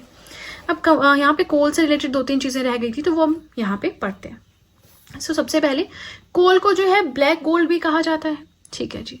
सबसे ज्यादा यूज इसका पावर जनरेशन में होता है, मेटलर्जी में होता है। प्लस कोल रिजर्व्स जो है वो 6 गुना ज्यादा अवेलेबल है than oil and petroleum reserves. Coal reserves are 6 times greater available than oil and petroleum reserves। ये तो समझ में आ गया, जितने पूरी दुनिया में ऑयल एंड पेट्रोलियम के रिजर्व्स है ना, उससे 6 गुना ज्यादा कोयला अवेलेबल है। एंड दुनिया का सबसे ज्यादा कोयला बना हुआ है ड्यूरिंग कार्बोनिफेरस एज। ये एजेस भी हमने वर्ल्ड ज्योग्राफी में पढ़ी है, जहाँ पे हमने इवोल्यूशन ऑफ द अर्थ पढ़ा था, है ना, एजेस पढ़ते हैं हम वहाँ पे। तो वहाँ पे हमने कार्बोनिफेरस एज पढ़ी थी, जो कि 350 मिलियन साल पुरानी है। जो बेस्ट क्वालिटी का कोयला है वो इसी एज में बना हुआ है, ठीक है। चलिए, इसी के साथ हमारा ये कोल वाला कंसेप्ट भी हो गया कंप्लीट और हमारा सेकंड पेज भी हो गया कंप्लीट। बट वेट, अभी वीडियो कंप्लीट नहीं हुई है, थोड़ा सा पेशेंस बना के रखें, बहुत लेंथी वीडियो नहीं है, बस वीडियो के साथ में नोट्स बनाएं। एंड वन मोर थिंग, आप सब चाहें तो मुझे इंस्टाग्राम पे फॉलो कर सकते हैं, आप सब चाहें तो मुझे टेलीग्राम अकाउंट पे ज्वाइन कर सकते हैं। इन दोनों चीज़ों का लिंक मैंने डिस्क्रिप्शन बॉक्स में दे रखा है, राइट। चलिए, तो अब सीधे चलते हैं अपने थर्ड और अपने लास्ट पेज की ओर। चलिए, कुछ important facts related to coal. Anthracite जो है बेस्ट क्वालिटी कोल है, बहुत कम राख वाला कंटेंट इसमें होता है, हाई लस्टर होता है।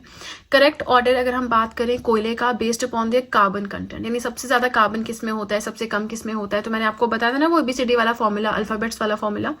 सबसे ज्यादा एंथ्रेसाइट में होता है, उससे कम बिटुमिनस में होता है, उससे कम लिग्नाइट में होता है, उससे कम पीट में होता है। इसे ब्राउन कोल बोलते हैं, सॉफ्ट कोल बोलते हैं, हार्ड कोल बोलते हैं। सबसे ज्यादा अवेलेबल बिटुमिनस कोल है, सबसे ज्यादा यूज बिटुमिनस कोल होता है, सबसे कम कार्बन कंटेंट पीट में है, सबसे ज्यादा धुआं पीट को जलाने से होता है, ठीक है ना। नेक्स्ट आता है हमारा स्टेजेस ऑफ कोल ट्रांसफॉर्मेशन। अच्छा, ये कोयला बनता कैसे, तो इसके भी ना स्टेजेस हैं। अब स्टेजेस हैं उल्टी, ठीक है। सबसे पहले आता है पीट। सबसे पहले जो बनता है कोयला वो होता है पीट, डिके ऑफ वेजिटेटिव मैटर। जो भी चीजें हैं सड़ रही हैं, गल रही हैं, मिलियन ऑफ ईयर्स लग रही हैं, उसके बाद बनता है पीट। पीट के बाद जो कॉम्प्रेस्ड पीट होता है ना, कॉम्प्रेस्ड जब वो हो जाता है तो सेकंड स्टेज में वो लिग्नाइट बन जाता है। कॉम्प्रेस्ड लिग्नाइट जो होता है थर्ड स्टेज में आके बिटुमिनस बन जाता है, सबसे ज़्यादा हमारे पास बिटुमिनस अवेलेबल है, सबसे ज़्यादा यूज भी बिटुमिनस होता है। उसके बाद फोर्थ स्टेज में बनता है anthracite, and this anthracite is considered to be a type of metamorphic rock. मतलब एंथ्रेसाइट मेटामॉर्फिक रॉक से मिलकर बना होता है, जो जाता है through high which undergoes through compression and heat and temperature change. हमने पढ़ा है ना वर्ल्ड ज्योग्राफी में, 3 तरह की रॉक्स होती हैं, igneous, sedimentary and metamorphic. Igneous तो छोड़ो अभी आप, है ना। मेटामॉर्फिक होगी लेयर्स वाली, जो कोयला नॉर्मली होता है, एंड मेटामॉर्फिक जो हाई चेंज होता है जिसमें हीट एंड टेम्परेचर एंड ये सब चीजों में, ठीक है। तो एंथ्रेसाइट को मेटामॉर्फिक रॉक कहा जाता है। चलिए आगे चलें। अब ये यहाँ पे ना हमारा जैसे कार्बन वाला ये कंप्लीट होने वाला है। अच्छा, इसके ऑक्साइड्स बचते हैं, वो मैं आपको नेक्स्ट वीडियो में पढ़ा दूंगी, सिंगल पेज का कंटेंट है। लेकिन यहाँ पे हम क्रिस्टलाइन हमारी जो एलोट्रॉप्स हैं एंड एमोफस जो हमारे एलोट्रॉप्स हैं उनके बारे में थोड़ा सा देखें। तो जो आर्टिफिशियल ग्रेफाइट है ना, कुछ फैक्ट्स हैं, है ना। जो आर्टिफिशियल ग्रेफाइट है ये ऑब्टेन होता है एचिसन प्रोसेस से। जो कोकोनट चारकोल है वो यूज होता है in the separation of inert gases. अब इससे ज्यादा हम इन डिटेल क्या करेंगे जान के, है ना, नॉट सो इंपॉर्टेंट, और इतना फंडा होगा इसमें, समझ में नहीं आएंगी चीजें, है ना। तो बस मोटा मोटा याद रख लो कि आर्टिफिशियल ग्रेफाइट आपको एचिसन प्रोसेस से मिलेगा, कोकोनट चारकोल को आप यूज कर सकते हैं in the separation of inert gases, and graphite जो है that is thermodynamically most stable allotrope of carbon under some standard conditions. ठीक है, ये देख लिया। अब ये है हमारा आज का last and then video complete, right. Charcoal क्या होता है? चारकोल होता है इम्प्योर फॉर्म ऑफ कार्बन। इसकी हाई कैपेसिटी होती है ऑफ एब्जॉर्बिंग गैसेस को एब्जॉर्ब कर लेता है।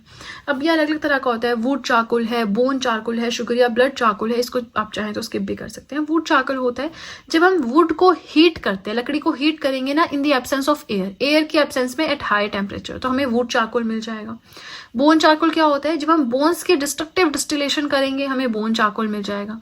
शुगर या ब्लड चारकोल क्या होता है? जब ब्लड और शुगर की रिस्पेक्टिवली हम डिस्ट्रक्टिव डिस्टिलेशन करेंगे हमें ये मिल जाएगा, है ना। तो यहाँ पे थोड़ा सा वुड चारकोल देख लो, बाकी आप चाहे तो स्किप भी कर सकते हैं। ये इंपॉर्टेंट है that charcoal is a impure form of carbon. 4 options आपके पास होंगे, क्वेश्चन होगा that which of the following is considered as the impure form of carbon. आपके पास ग्रेफाइट है, डायमंड है, आपके पास लैम्प ब्लैक है एंड चारकोल है। तो क्या करोगे आप? चारकोल करोगे। लैम्प ब्लैक तो आपके एमोफस एलोट्रॉप्स में प्योरेस्ट फॉर्म है कार्बन की, है ना। आज के वीडियो में हम पढ़ेंगे ऑक्साइड्स ऑफ कार्बन, यानी कार्बन के कौन कौन से ऑक्साइड्स हैं। मैं आपको बता देती हूँ, बहुत शॉर्ट वीडियो रहने वाली है। सिर्फ 2 ऑक्साइड्स हम इसमें कार्बन के पढ़ेंगे, एक है कार्बन मोनोऑक्साइड, एक है carbon dioxide, right. Simple gases हैं, 6-7 क्लास से हम ये सब बेसिक चीजें हैं जो पढ़ते आ रहे हैं, बस वही बेसिक पॉइंट्स कोलैबोरेट करके इकट्ठे करके एक जगह पे मैंने यहाँ पे लिख दिए हैं, ठीक है। आप सबने क्या करना है, वीडियो के साथ में अपने नोट्स मेकिंग चालू रखनी है, राइट। स्टार्ट करते हैं विद द फर्स्ट पार्ट जो कि हमारा आज का है कार्बन मोनोऑक्साइड, जिसका फॉर्मूला है CO, right. So carbon monoxide, carbon and नहीं चलता पता, कार्बन का C, ऑक्साइड का O, उठा लिया, बन गया कार्बन मोनोऑक्साइड।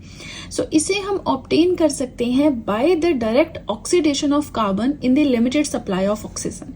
ऑक्सीजन के लिमिटेड सप्लाई में ऑक्सीडाइज करना है कार्बन को, उससे हमें क्या मिलेगा? Carbon monoxide. वैसे ये पूछा नहीं जाता एग्जाम में, तो आप चाहें तो इसको स्किप भी कर सकते हैं। 2C + O2 बिकम्स 2CO, ठीक है। Now important is this point, है ना। कार्बन मोनोऑक्साइड का फॉर्मूला, ये केमिकल फॉर्मूला कोई नहीं पूछेगा, बहुत सिंपल है, सबको पता है, एग्जामिनर को भी ये चीज पता है।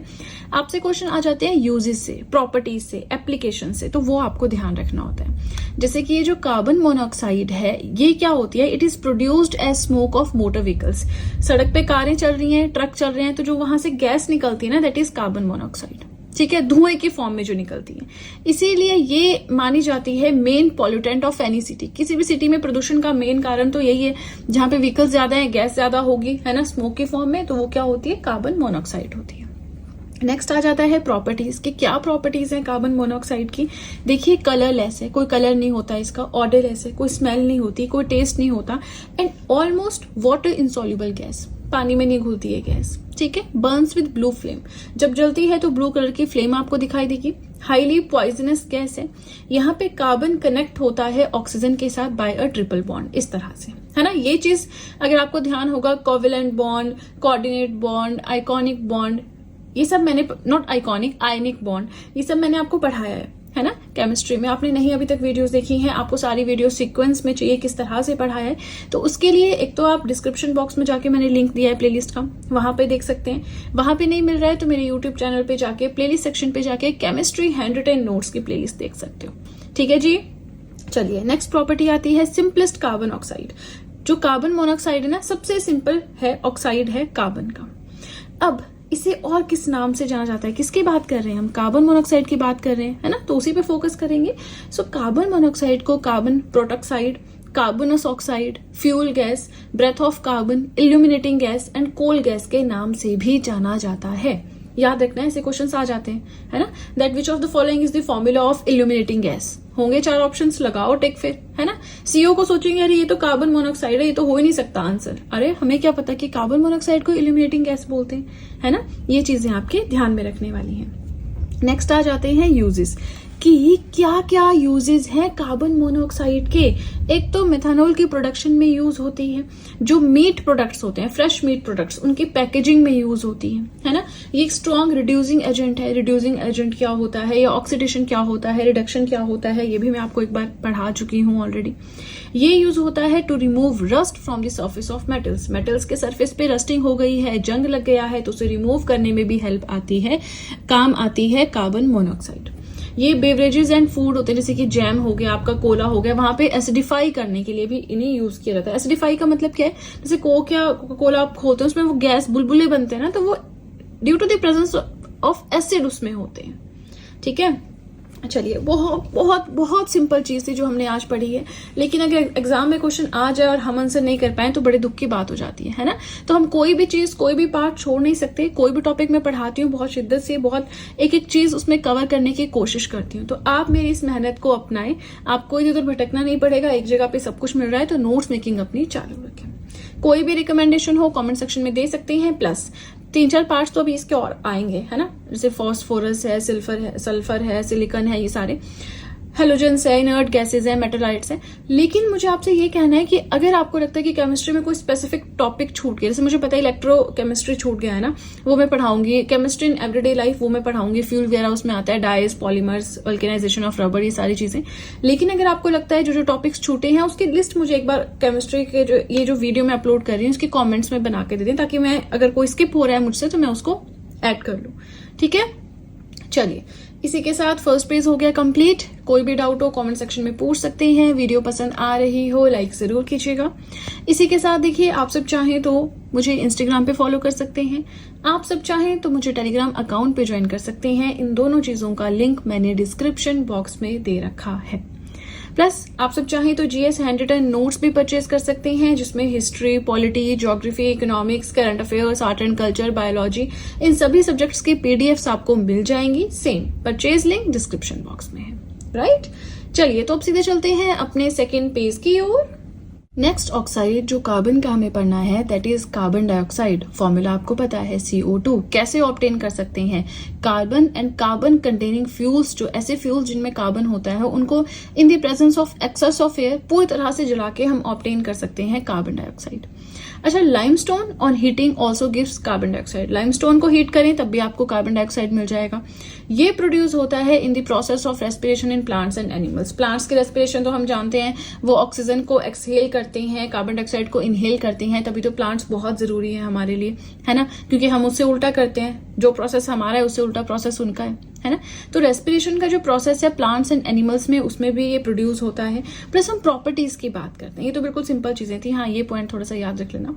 बाकी कैसे ऑब्टेन होता है ना, ये नॉर्मली आप देखेंगे एग्जाम में नहीं पूछा जाता है। ठीक है। प्रॉपर्टीज देखें, कलरलेस है, कोई कलर नहीं है, ऑर्डरलेस है, कोई स्मेल नहीं है, एसिडिक गैस है, डेंसर, भारी है than air, non flammable gas मतलब जलती नहीं है ना, और नॉन पॉइजनस है, जहरीली नहीं है, ग्रीन हाउस गैस है। अगर बहुत ज्यादा कंसेंट्रेशन में एटमॉस्फेयर में हो जाए तो ग्लोबल वार्मिंग के लिए रिस्पॉन्सिबल हो जाती है। ग्लोबल वार्मिंग क्या है, ग्रीन हाउस गैस क्या है, तो वो एनवायरमेंट का टॉपिक है। वैसे मैंने आई थिंक वर्ल्ड ज्योग्राफी में भी पढ़ाया है ग्लोबल वार्मिंग का थोड़ा सा। बाकी आज के वीडियो में हम फिर इधर उधर नहीं भटकेंगे, है ना। ध्यान रखना है, हम ऑक्साइड्स ऑफ कार्बन पढ़ रहे हैं, उसमें भी हम कार्बन डाइऑक्साइड पढ़ रहे हैं जो कि एक ग्रीन हाउस गैस है। अगर एनवायरमेंट में, अगर एटमॉस्फेयर में बहुत ज्यादा हो जाए then it is responsible for global warming. Next आता है कि जो एक्वस सॉल्यूशन होता है ना कार्बन डाइऑक्साइड का, उसे हम कार्बनिक एसिड बोलते हैं, H2CO3। ठीक है। अब अगर इस गैस को किसी कार्बन डाइऑक्साइड को अगर पास करवाया जाए लाइम वाटर से, तो लाइम वाटर मिल्की हो जाता है, सफेद सा हो जाता है। क्यों? Due to the formation of white coloured calcium carbonate. White colour का जो कैल्शियम कार्बोनेट होता है ना, उसकी फॉर्मेशन होने की वजह से। ठीक है, चलिए आज का लास्ट हमारा टॉपिक एंड देन वीडियो हमारी कंप्लीट। सो यहाँ पे हम पढ़ेंगे क्या यूजेस है, क्या यूजेस हैं कार्बन डाइऑक्साइड के। चलिए स्टार्ट करते हैं with the first one, used in carbonated soft drinks. जो सॉफ्ट ड्रिंक्स होती हैं, पैक्ड होती है, सोडा वाटर है, कोल्ड ड्रिंक्स है, वहां पे अंडर हाई प्रेशर इसे रखा जाता है। ठीक है, सॉलिड कार्बन डाइऑक्साइड की बात करें, आइसक्रीम को रेफ्रिजरेंट करने के लिए, कूलिंग के लिए सॉलिड कार्बन डाइऑक्साइड यूज होती है। यूरिया की मैन्युफैक्चरिंग में, हार्ड स्टील की मैन्युफैक्चरिंग में यूज होती है। And very very important point, सबसे ज्यादा इंपॉर्टेंट है ना, ये सबसे ज्यादा चांसेस होते हैं कि कुछ आएगा तो यहां से ये आ सकता है। ये फायर एक्सटिंग्विशन में यूज होता है। आप हॉस्पिटल्स में जाते हैं, आप इंडस्ट्रीज में जाते हैं, कई बार कॉलेजेस में भी फायर एक्सटिंग्विशर लगे होते हैं दीवारों पे, है ना। तो हम सोचते हैं इसमें क्या होगा, तो उसमें ना गैस होती है, कौन सी वाली? Carbon dioxide. क्यों भाई? उसमें तो पानी डालना चाहिए, कहीं पे आग लगे तो पानी नहीं, वो कंसेप्ट बिल्कुल अलग है। फायर एक्सटिंग्विशन में होती है कार्बन डाइऑक्साइड। भाई चलिए, पहली चीज कि जो कार्बन डाइऑक्साइड है वो एयर से भारी होती है, दूसरा आग नहीं पकड़ती। ठीक है, नॉन इन्फ्लेमेबल है, आग नहीं पकड़ती और एयर से भारी होती है। यही जो दो प्रॉपर्टीज हैं, इन्हीं की वजह से कार्बन डाइऑक्साइड यूज की जाती है फायर एक्सटिंग्विशन में। क्यों? क्योंकि भारी होने की वजह से, अब देखिए आग कब लगती है? जब ऑक्सीजन की प्रॉपर सप्लाई मिल रही है तो आग लग जाती है ना। ऑक्सीजन, अगर ऑक्सीजन नहीं मिल रही है तो आग बुझ जाती है। इसका एग्जांपल कहाँ पे? आप पूजा करते हो, जोत जलाते हो, अगर आप उसके ऊपर एक कौली समझते हैं, एक बाउल कौली है ना, उसको रख दो उल्टा करके तो वो जोत बुझ जाएगी। अगर आप ऐसा कुछ ढक्कन लगाते हो जिसमें छेद छेद होंगे, आती है ऐसी जोतें विद ढक्कन होती है ना, जिसमें छेद छेद होते हैं, तो वो धुआं बाहर आ रहा है एंड ऑक्सीजन की प्रॉपर सप्लाई मिल रही है, तो वो जोत बुझती नहीं है आपकी, है ना। किसी भी चीज को जलने के लिए ऑक्सीजन की प्रेजेंस चाहिए होती है। वैसे ही अब यहाँ पे जब कहीं पे आग लगी हुई किसी बिल्डिंग में, तो उसको ऑक्सीजन मिल रही है तभी हो रहा है ना।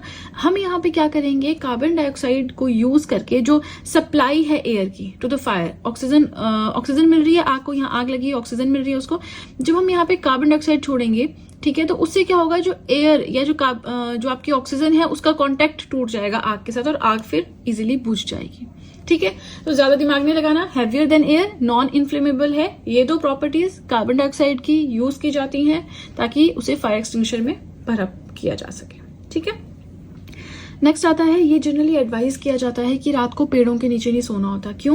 क्योंकि देखिए पेड़ों का क्या है ना, जो ट्रीज होते हैं आपके, रेस्पिरेशन या फोटोसिंथेसिस हम बोल देते हैं, है ना, फोटोसिंथेसिस प्रॉपर फिनोमिना है, वो कार्बन डाइऑक्साइड को इनहेल करते हैं, ऑक्सीजन छोड़ते हैं। लेकिन शाम के टाइम में क्या होता है, उनका प्रोसेस ना बहुत स्लो हो जाता है। दिन के टाइम में फास्ट होता है, शाम के टाइम में स्लो हो जाता है, जिसकी वजह से उनके आसपास ना ज्यादा कार्बन डाइऑक्साइड हो जाती है, क्योंकि वो अच्छे से इनहेल नहीं कर पा रहे, एक्सहेल नहीं कर पा रहे, प्रोसेस स्लो हो जाता है, जिसकी वजह से ट्रीज के आसपास बहुत ज्यादा कार्बन डाइऑक्साइड हो जाती है। वही चीज मैंने यहाँ पे लिखी है, अगर ज्यादा कार्बन डाइऑक्साइड और फिर आप ट्रे के नीचे सोए हुए, आसपास ज्यादा कार्बन डाइऑक्साइड है, तो आपको बहुत सारी रेस्पिरेटरी या रेस्पिरेटिंग प्रॉब्लम्स हो सकती है। ठीक है, आज हम स्टार्ट करेंगे विद दिस सिलिकॉन। आज के वीडियो में दो नॉन मेटल्स हमें पढ़ने हैं, एक है सिलिकॉन, एक है नाइट्रोजन। राइट, आप सबसे बस इतनी सी रिक्वेस्ट है, वीडियो के साथ में नोट्स बनाते चलें, बहुत ही ज्यादा इंपॉर्टेंट आपके लिए ये नोट्स रहेंगे।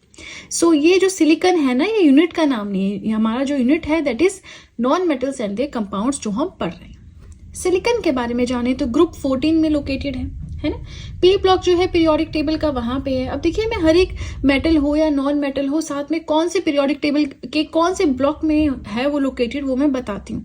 तो ये आपको रटना नहीं है, लेकिन आपको ये बार बार देखना है कि पी ब्लॉक कहाँ पे है। इससे क्या होगा, S, P, D and F blocks कहाँ कहाँ लोकेटेड है, कौन सा एक्सट्रीम लेफ्ट में है, कौन सा एक्सट्रीम राइट में है, ये चीजें आपको याद हो जाएंगी। ठीक है, तो वो चीजें इंपॉर्टेंट है। नाउ स्टार्ट करते हैं with the properties of silicon. तो सिलिकॉन जो है ये नेचर में एग्जिस्ट करता है in the form of silica, जिसे आप सैंड भी कहते हो, एंड सिलिकेट्स, है ना। बहुत कम ही ऐसी चीजें हैं, चाहे आप मेटल की बात कर लो या नॉन मेटल की बात कर लो, जो फ्री स्टेट में मिल जाएंगे या जो प्योर फॉर्म में मिल जाएंगे आपको नेचर में, है ना, किसी न किसी की फॉर्म में। अब जैसे सिलिकॉन है, ये सिलिका या सिलिकेट्स की फॉर्म में नेचर में एग्जिस्ट करता है। ये एक ऐसा नॉन मेटेलिक एलिमेंट है। डेफिनेटली नॉन मेटल चैप्टर है तो नॉन मेटल ही पढ़ेंगे, इसमें मेटल्स तो नहीं पढ़ेंगे, है ना, ये भी आपने ध्यान रखना।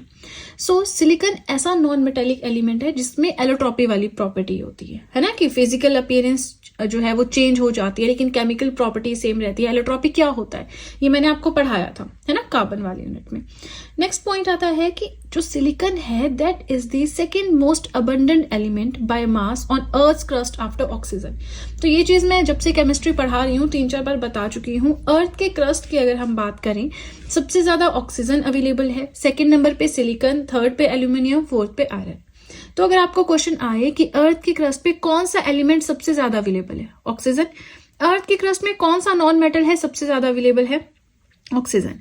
अगर आ जाए मेटल तो आपने यहाँ पे एल्यूमिनियम करना है, क्योंकि ऑक्सीजन और सिलिकॉन नॉन मेटल्स है। ठीक है, तो यहाँ पे क्या बात कर रही हैं कि जो सिलिकॉन है ना, that is the second most abundant element, second most abundant element on earth crust after oxygen. ठीक है जी, चलिए प्रॉपर्टीज हो गई। अब थोड़ा सा यूजेस देख लेते हैं कि इस सिलिकॉन के यूजेस क्या हैं। सो एक इंपॉर्टेंट कंपोनेंट है सिलिकॉन, किसका, सेरामिक्स का, ग्लास का, सीमेंट का। जो अल्ट्रा प्योर, जो बिल्कुल प्योर सिलिकॉन है ना, वो semiconductor, as a semiconductor use होता है, ट्रांजिस्टर्स में यूज होता है। ठीक है, कंप्यूटर चिप्स बनानी हो वहां पे यूज होता है। आपका इंटीग्रेटेड सर्किट, इन्हीं को कंप्यूटर चिप्स बोलते हैं। आईसीज जो होती हैं, डायोड्स होते हैं, आपके लिक्विड क्रिस्टल डिस्प्लेज होते हैं, एलसीडीज, और बहुत सारी इलेक्ट्रॉनिक एंड स्विचिंग डिवाइसेस में आपका सिलिकॉन ही यूज होता है। ठीक है, एज ए सेमीकंडक्टर इसे यूज किया जाता है। चलिए आगे चले, हम अपना कंपाउंड्स देखें, किसके, सिलिकॉन के। डेफिनेटली सिलिकॉन पढ़ रहे हैं तो उसी के बारे में हमने उसकी प्रॉपर्टीज जानी, उसके यूजेस जाने। अब कंपाउंड्स देखते हैं, 2 ही पढ़ने हैं। पहला है सिलिकॉन कार्बाइड, इसे आर्टिफिशियल डायमंड भी कहा जाता है और इसे कार्बोरंडम कहा जाता है। सिलिका SiO2 इसका केमिकल फॉर्मूला है। ये क्रिस्टलाइन क्वार्ट्ज है एंड ग्लास एंड सीमेंट के मैन्युफैक्चरिंग में यूज होता है। ठीक है, अब देखिए इसी के साथ फर्स्ट पेज हो गया कंप्लीट। कोई भी डाउट हो कमेंट सेक्शन में पूछ सकते हैं। वीडियो पसंद आ रही हो लाइक जरूर कीजिएगा। इसी के साथ आप सभी से बस इतनी सी रिक्वेस्ट है कि वीडियो के साथ में नोट्स बनाते रहें। ये नोट्स आपके लिए काफी ज्यादा इंपॉर्टेंट प्रूफ होंगे, राइट। चलिए तो अब सीधे चलते हैं अपने नेक्स्ट पेज की ओर। आज के वीडियो में नेक्स्ट नॉन मेटल हमें जो पढ़ना है वो है नाइट्रोजन। नाइट्रोजन को किसने डिस्कवर किया, आर रुदरफोर्ड ने 1772 में। नाइट्रोजन का एटॉमिक नंबर है 7, मास नंबर है 14, सेकेंड पीरियड में है एंड पी ब्लॉक जो है पीरियोडिक टेबल का वहां पे लाई करते हैं। बार बार देखिए पी ब्लॉक कहाँ पे लोकेटेड है, एस ब्लॉक कहाँ पे है, डी ब्लॉक कहाँ पे है, एफ ब्लॉक कहाँ पे है, तब याद होंगे। अदरवाइज ऐसा लगता है उस टाइम जब पढ़ते हैं कि हमें आ गया और फिर हम भूल जाते हैं, है ना। चलिए नेक्स्ट आता है अकरेंस। जैसे हमने सिलिकॉन के अकरेंस के बारे में जाना कि वो सेकेंड मोस्ट अबंडेंट एलिमेंट है ऑन द अर्थ क्रस्ट, वैसे ही हम नाइट्रोजन के अबंडेंस के बारे में जानेंगे। तो इसकी अकरेंस यानी कि कैसे अकर करता है नेचर में। तो जो मॉलिक्यूलर नाइट्रोजन है ना, वो पूरे एटमॉस्फेयर का 78% पार्ट है। हमारे एटमॉस्फेयर में जितनी भी गैसेज हैं उसमें मैक्सिमम पार्ट किसका है, नाइट्रोजन का है। कितना, 78%। सेकेंड नंबर पे आता है ऑक्सीजन 21% एंड बाकी 1% बच गई मिक्सचर ऑफ अदर गैसेज। ठीक है, आगे अगर हम बात करें अर्थ की क्रस्ट में नाइट्रोजन अकर करती है किस फॉर्म में, चाइल्ड सॉल्ट पीटर जिसे कि हम सोडियम नाइट्रेट कहते हैं एंड इंडियन सॉल्ट पीटर जिसे कि पोटेशियम नाइट्रेट कहते हैं, इन फॉर्म्स में। ठीक है, प्लांट्स जो है उनको भी नाइट्रोजन की जरूरत होती है तो वो सॉइल से नाइट्रोजन लेते हैं in the form of nitrates. Nitrogen हमारी जो है मेन कंपोनेंट है यूरिया का। यूरिया में 46% नाइट्रोजन ही होता है। Plus it exist in following isotopic forms. In isotopic forms में ये एग्जिस्ट करती है। इस पॉइंट को आप स्किप भी कर सकते हो। नेक्स्ट आता है प्रॉपर्टीज। अच्छा जी, प्रॉपर्टीज में सेम, कोई कलर नहीं है, कोई स्मेल नहीं है, कोई टेस्ट नहीं है, नॉन टॉक्सिक गैस है, इनर्ट एट रूम टेम्परेचर। इसका मतलब क्या होता है, इसका मतलब ये कि रूम टेम्परेचर पे ना ये गैस किसी के साथ रिएक्ट नहीं करती है। इनर्ट का मतलब होता है that it doesn't react with any other chemical. ठीक है, लेकिन ये मेटल्स के साथ रिएक्ट करती है to form nitrates under certain conditions. ठीक है, तो ये थोड़ा सा एक ये याद रखना है। यहाँ पे मेन कंपोनेंट है यूरिया का। प्लांट्स भी इसको इनटेक करते हैं। अर्थ की क्रस्ट में child salt Peter and Indian salt Peter की फॉर्म में अवेलेबल है। अच्छा, इसे क्या कहते हैं, इसका केमिकल नेम क्या है वो पता होना चाहिए। एनवायरमेंट में हमारे एटमॉस्फेयर में 78% हमारी नाइट्रोजन ही है। बाकी ये जो 4 चीजें होती हैं इसे आप लिखना स्किप भी कर सकते हो, नॉट सो इम्पोर्टेंट। ठीक है, चलिए इसी के साथ सेकंड पेज भी हो गया कंप्लीट। कोई भी डाउट हो अगेन कमेंट सेक्शन में पूछ सकते हैं। वीडियो पसंद आ रही हो लाइक जरूर कीजिएगा। इसी के साथ देखिए आप सब चाहें तो जीएस हैंड रिटन नोट्स भी परचेज कर सकते हैं, जिसमें history, polity, geography, economics, current affairs, art and culture, biology, इन सभी सब्जेक्ट्स की पीडीएफ्स आपको मिल जाएंगी। परचेज लिंक मैंने डिस्क्रिप्शन बॉक्स में दे रखा है, राइट। चलिए तो अब सीधे चलते हैं अपने नेक्स्ट पेज की ओर। नेक्स्ट हम पढ़ेंगे यूजेस ऑफ नाइट्रोजन। तो देखिए अमोनिया की मैन्युफैक्चरिंग में यूज होता है। अमोनिया का केमिकल फॉर्मूला क्या है, NH3। अमोनिया के बारे में भी हम अलग से इस वीडियो में पढ़ेंगे। सो याद रखना है नाइट्रोजन जो है वो अमोनिया की मैन्युफैक्चरिंग में यूज होता है, बाकी जो इंडस्ट्रियल केमिकल्स होते हैं जिनमें नाइट्रोजन होता है उन सब की फॉर्मेशन में यूज होता है, मैन्युफैक्चरिंग में यूज होता है। नेक्स्ट आता है to produce inert atmosphere in iron and steel industry. अच्छा, इनर्ट एटमॉस्फेयर क्या मतलब है कि जो आयरन एंड स्टील इंडस्ट्री है वहां पे ऐसा एटमॉस्फेयर क्रिएट करते हैं कि किसी और चीज के साथ रिएक्ट ना करे। इनर्ट का मतलब भी किसी और चीज के साथ रिएक्ट नहीं करना, है ना। तो इस तरह का एटमॉस्फेयर क्रिएट करेंगे आयरन एंड स्टील इंडस्ट्री में। नेक्स्ट आता है कि जो लिक्विड N2 होती है ना वो यूज होती है as a refrigerant to preserve biological materials, food items. वही ये प्रिजर्व करना है, लंबे समय तक खराब ना हो, है ना। इस तरह से रेफ्रिजरेंट करने के लिए यूज होती है क्या, नाइट्रोजन, N2 लिक्विड। इसी के साथ जो इलेक्ट्रिक बल्ब होते हैं वहां पे नाइट्रोजन यूज होती है, थर्मोमीटर में यूज होती है, ऐसे थर्मोमीटर जो हाई टेम्परेचर को मेजर करने का काम करते हैं। नेक्स्ट वेरी वेरी इंपॉर्टेंट, इसको तो आप रट लो, ऐसे क्वेश्चन एग्जाम्स में आते हैं। एयरबैग समझते हैं, व्हीकल्स में, कार्स में होते हैं, है ना। तो एयरबैग्स क्या है कि अगर अच्छा एक्सीडेंट हो गया तो एकदम से खुल जाते हैं, हमें प्रोटेक्शन प्रोवाइड करवाते हैं। इनकेस आपने बेल्ट लगाई है तो, बेल्ट नहीं लगाई है ना, सीट बेल्ट अगर, तब नहीं वो खुलते, ऐसे कुछ वो होते हैं इसमें फंडा। तो एयरबैग्स जो है जो कि कार में पैसेंजर्स की सेफ्टी के लिए यूज किए जाते हैं, जब वो खुलते हैं एकदम ओपन होते हैं तो उसमें कौन सी गैस होती है, उसमें होती है सोडियम अजाइड NaN3। ठीक है, बहुत बहुत इंपॉर्टेंट है, ध्यान रखना है। नेक्स्ट एक टर्म आती है नाइट्रोजन फिक्सेशन, कि नाइट्रोजन फिक्सेशन क्या होता है। चलिए, बहुत इंपॉर्टेंट और बहुत इजी है, नाम से लग रहा है पता नहीं क्या फिक्स करना, बड़ा सिंपल है। नाइट्रोजन फिक्सेशन होता है conversion of atmospheric nitrogen into nitrogen compounds. Atmosphere में जो फ्री नाइट्रोजन अवेलेबल है उसको नाइट्रोजन कंपाउंड्स में कन्वर्ट करने के प्रोसेस को हम नाइट्रोजन फिक्सेशन कहते हैं। नाइट्रोजन कंपाउंड्स हो गए आपके, जैसे अमोनिया है, नाइट्रेट्स है, नाइट्राइट्स है ना। एटमॉस्फेरिक नाइट्रोजन को नाइट्रोजन कंपाउंड्स में कन्वर्ट करने का प्रोसेस जो होता है that is known as nitrogen fixation. ये जो है दो तरह से अकर करता है, नेचुरली भी, आर्टिफिशियली भी। आर्टिफिशियली कैसे, फर्टिलाइजर्स करते हैं नाइट्रोजन फिक्सेशन का काम। नेचुरली कैसे, लाइटनिंग, बिजली की कड़कड़ाहट होती है ना। और दूसरा जो बैक्टीरियाज होते हैं, नाइट्रोजन फिक्सिंग बैक्टीरियाज होते हैं, रहीजोबियम, ये नेचुरली अकर करते हैं, है ना। तो ये नाइट्रोजन फिक्सेशन का काम करते हैं। अब हम आगे चलें, अमोनिया के बारे में जाने। आई होप वीडियो लेंथी नहीं है ना, ज्यादा नहीं है, लिखने के लिए थोड़ा ज्यादा होगा लेकिन इंपॉर्टेंट है। जब पढ़ रहे हैं कोई भी चीज तो इतने अच्छे से पढ़ेंगे कि यहां से कोई भी क्वेश्चन आए तो हम आंसर कर पाए, है ना। चलिए, अमोनिया की यहाँ पे बात कर रहे हैं जिसका केमिकल फॉर्मूला है NH3। ठीक है, सो यूजेस हम देखें अगर, तो जो नाइट्रोजीनियस फर्टिलाइजर्स हैं, नाइट्रिक एसिड है, उनको प्रोड्यूस करने में हेल्प करता है। Liquid ammonia as a refrigerant भी हम यूज कर सकते हैं। प्लस अमोनिया का जो कंसंट्रेटेड सॉल्यूशन होता है ना वाटर में, उसको लिक्विड अमोनिया कहते हैं। सिंपल सी चीजें हैं, कोई दिमाग लगाने वाली कोई चीज नहीं है। ठीक है, अब देखिए इसी के साथ हमारा ये पेज भी होता है कंप्लीट। कमेंट सेक्शन में जरूर बताएं, कोई भी फीडबैक है या वीडियो कैसी लगी वो भी बता सकते हैं। इसी के साथ देखिए, आप सब चाहें तो मुझे इंस्टाग्राम पे भी फॉलो कर सकते हैं, आप सब चाहें तो मुझे टेलीग्राम अकाउंट पे भी ज्वाइन कर सकते हैं। इन दोनों चीजों का लिंक मैंने डिस्क्रिप्शन बॉक्स में दे रखा है, राइट। चलिए, तो अब सीधे चलते हैं अपने नेक्स्ट पेज की ओर। चलिए, आज के वीडियो का लास्ट पेज है ये। यहाँ पे हम अमोनिया के बारे में बात कर रहे थे। तो जो अमोनियम कार्बोनेट होता है ना, जिसका फॉर्मूला है NH4(2CO3), इसे स्मेल्टिंग सॉल्ट भी कहा जाता है। अब स्मेल्टिंग सॉल्ट का क्या काम है, अमोनियम कार्बोनेट का क्या काम है, ये चीजें जानने की जरूरत नहीं है, बट अगर एग्जाम में आ जाए कि स्मेल्टिंग सॉल्ट का केमिकल फॉर्मूला क्या है तो पता होना चाहिए। ठीक है, इसी के साथ पिंक सॉल्ट किसे कहते हैं, तो एक मिक्सचर होता है जिसमें अमोनिया क्लोराइड मिक्स किया जाता है कंसंट्रेटेड क्लोरोस्टेनिक एसिड के साथ, वो बन गया पिंक सॉल्ट। तो स्मेल्टिंग सॉल्ट, पिंक सॉल्ट याद रखना है। Now very very important part कि एक ना एप्लीकेशन है ये, कि जो टॉयलेट्स होते हैं, जहां पे आप देखेंगे पब्लिक टॉयलेट्स होते हैं या कहीं भी टॉयलेट्स होते हैं, तो उसमें स्मेल आ रही होती है ना आसपास। या फिर हॉर्सेस, घोड़ों को जहां पे पार्क किया होता है ना, वेन्यू जो उनकी जगह होती है, वहां पे भी एक स्मेल आ रही होती है। तो वो क्यों होती है? वो स्मेल होती है बिकॉज ऑफ अमोनिया। अमोनिया जो है it is obtain by the decomposition of urine और यूरिया। तो जब वो डिकम्पोज होते हैं उसके बाद अमोनिया बनता है, तो उसकी वजह से वो स्मेल आती है। ठीक है, तो क्वेश्चन आ सकता है, अमोनिया वाला कंसेप्ट याद रखना है। आगे चलें, ऑक्साइड्स ऑफ नाइट्रोजन की बात करें। आपको लग रहा है कि बहुत ज्यादा है लिखने के लिए, बेशक है, लेकिन समझने में ये कुछ भी नहीं है, समझने में ये कुछ भी नहीं है ना। अगर आप निचोड़ेंगे तो इसमें से हर पेज से 3 या 4 क्वेश्चंस बन रहे हैं। ठीक है, नाउ यहाँ पे ये इंपॉर्टेंट आ जाता है, लाफिंग गैस वाला कंसेप्ट आ जाता है, वो देख लेते हैं। ऑक्साइड्स ऑफ नाइट्रोजन की हम बात करें तो नाइट्रोजन के बहुत सारे ऑक्साइड्स बन सकते हैं। यहाँ पे मैंने लिखा भी है नाइट्रोजन मोनोऑक्साइड, जैसे nitric oxide, die nitrogen trioxide, ये सारे आप अपनी नोटबुक पे लिख सकते हैं।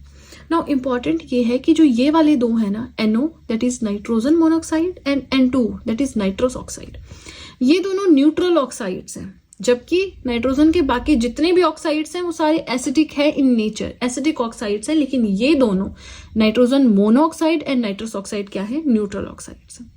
नेक्स्ट पॉइंट आता है, अच्छा आपको क्वेश्चन कैसे आएगा that which of the following is the neutral oxide of nitrogen, 4 options होंगे, टिक करना होगा। आप सोचेंगे अरे क्वेश्चन कहाँ से आ गया, जब पढ़ा ही डेप्थ में तो कैसे पता होगा, है ना, तो ऐसा नहीं होना चाहिए। नेक्स्ट आता है कि जो नाइट्रस ऑक्साइड आपका है N2O, ये लास्ट वाला, इसे लाफिंग गैस भी कहते हैं। आपने कई मूवीज में देखा होगा, इस गैस को छिड़क देते हैं, सब दुखी माहौल में भी हंसना शुरू कर देते हैं। क्यों? क्योंकि इस गैस को जब आप इनहेल करते हो आपको बहुत ज्यादा हंसी आती है ना, एंड एक्सेस में कर लेंगे इनहेल तो डेथ भी हो सकती है, राइट। ये हमने पढ़े ऑक्साइड्स। अब हम पढ़ेंगे ऑक्सो एसिड्स। इसमें बहुत ध्यान नहीं देना क्या पढ़ रहे हैं क्या नहीं, आपने ये 2 चीजें देखनी है, एक है nitric acid chemical formula HNO3, एक है nitrous acid chemical formula HNO2। तो ये जो नाइट्रिक एसिड है ना, ये हर एक मेटल के साथ रिएक्ट कर जाता है, ठीक है, एक्सेप्ट गोल्ड एंड प्लेटिनम, इसीलिए इसे एक्वाफोर्टिस कहते हैं। एक्वाफोर्टिस लैटिन नेम दिया गया है नाइट्रिक एसिड को। एक्वाफोर्टिस का मतलब होता है स्ट्रॉन्ग वाटर, बहुत स्ट्रॉन्ग चीज। तो ये भी एक स्ट्रॉन्ग एसिड है आपका, जो हर एक मेटल से रिएक्ट करता है एक्सेप्ट गोल्ड एंड प्लेटिनम। इसी रीजन की इस ये जो कनेक्टिविटी है, कनेक्ट कर जाता है, रिएक्ट कर जाता है, अटैक कर जाता है मेटल्स के साथ, इसी वजह से इसे एक्वाफोर्टिस कहा जाता है। प्लस एक्सप्लोजिव्स जो होते हैं, TNT है, TNP है, ट्राइनिट्रोटोलिन है, ट्राइनिट्रोफिनोल है, इनकी ये जो एक्सप्लोजिव है ना, इनकी फॉर्मेशन में, इनकी प्रिपरेशन में हेल्प करता है नाइट्रिक एसिड। बाकी इसकी चिंता नहीं करो, ये भी मैं आपको पढ़ाऊंगी केमिस्ट्री के अंदर ही, ठीक है। नेक्स्ट आता है nitrous acid chemical formula HNO2, बहुत ही अनस्टेबल कंपाउंड है। इसके जो सॉल्ट्स होते हैं उन्हें नाइट्राइट्स कहते हैं, ठीक है। फॉस्फोरस का सिंबल है P, बहुत ही ज्यादा रिएक्टिव नॉन मेटल है। पीरियोडिक टेबल का जो P ब्लॉक है वहां पे आपको ये नॉन मेटल मिल जाएगा। यहाँ से इंपॉर्टेंट चीज क्या है, अब आपको सारे नॉन मेटल्स का ये नहीं याद रखना या मेटल्स का ये नहीं याद रखना कि कौन से ब्लॉक में लोकेटेड है, कौन सा मेटल या कौन सा नॉन मेटल कौन से ब्लॉक में। ये मैं बार बार इसलिए यहाँ पे लिख रही हूँ ताकि पीरियोडिक टेबल में जाके आप देखें S ब्लॉक कहाँ पे है, P ब्लॉक कहाँ पे है, D कहाँ है, F ब्लॉक कहाँ पे है, तभी याद होगा वो, ठीक है। अकरेंस की बात करें, यानी नेचर में किस फॉर्म में अकर करता है फॉस्फोरस, तो ये अकर करता है in the form of stable phosphates, ठीक है, फॉस्फेट्स के फॉर्म में अकर करता है। कोई भी चीज नेचर में ना प्योर फॉर्म में नहीं एग्जिस्ट करती है ना, किसी न किसी चीज के साथ मिक्स होके उसका और बनके ही वो एग्जिस्ट करती है। अब इसके अलावा फॉस्फोरस जो है आपके बोन्स में, हड्डियों में प्रेजेंट होते हैं। हमारी बोन्स का जो 58% पार्ट है वो कैल्शियम फॉस्फोरेट से मिलकर बना होता है। प्लस जो लिविंग सेल्स होते हैं वहां भी फॉस्फोरस प्रेजेंट होता है। हमारे ब्लड में एंड एनिमल्स का जो यूरिन होता है, एनिमल्स के यूरिन में, ब्लड में बहुत कम अमाउंट में लेकिन प्रेजेंट होता है फॉस्फोरस। इसके अलावा जो मिल्क होता है, एग्स होते हैं, वहां पे भी फॉस्फोप्रोटीन्स प्रेजेंट होते हैं। ऐसे क्वेश्चंस आ जाते हैं तो आपने ध्यान रखना है, बहुत ही बेसिक चीजें हैं, इसमें कुछ रटने वाला नहीं है। एक बार पढ़ोगे, एक बार एग्जाम के टाइम पे रिवाइज कर लोगे, ये चीजें तो बहुत है, ठीक है। चलिए आगे चलें। अब हम देखते हैं क्या यूजेस हैं फॉस्फोरस के। तो पहला है that it plays an important role in the synthesis of RNA and DNA। DNA RNA पढ़ाया है मैंने आपको, राइबो न्यूक्लिक एसिड है ना, डीऑक्सीराइबो न्यूक्लिक एसिड कहाँ पढ़े हैं हमने, बायोलॉजी में पढ़े हैं, जहाँ पे हमने सेल्स के बारे में पढ़ा था, फिर सेल्स के पार्ट्स पढ़े थे। वहाँ पे माइटोकॉन्ड्रिया है, किसे हम सुसाइडल बैग्स कहते हैं, किसे स्टोर हाउस कहते हैं, सारी चीजें पढ़ी हैं, है ना। और बायो तो इवन मैं अब कंप्लीट भी करवा चुकी हूँ, नहीं आपने वीडियोस देखी हैं मेरे यूट्यूब चैनल पे जाके बायोलॉजी हैंड रिटन नोट्स की प्लेलिस्ट आप देख सकते हो। प्लस बायो की PDF भी अवेलेबल है टू परचेज करना चाहते हैं तो डिस्क्रिप्शन बॉक्स में लिंक दे रखा है। फिलहाल हम बात कर रहे हैं कि क्या यूजेस हैं फॉस्फोरस के, जो कि एक नॉन मेटल है।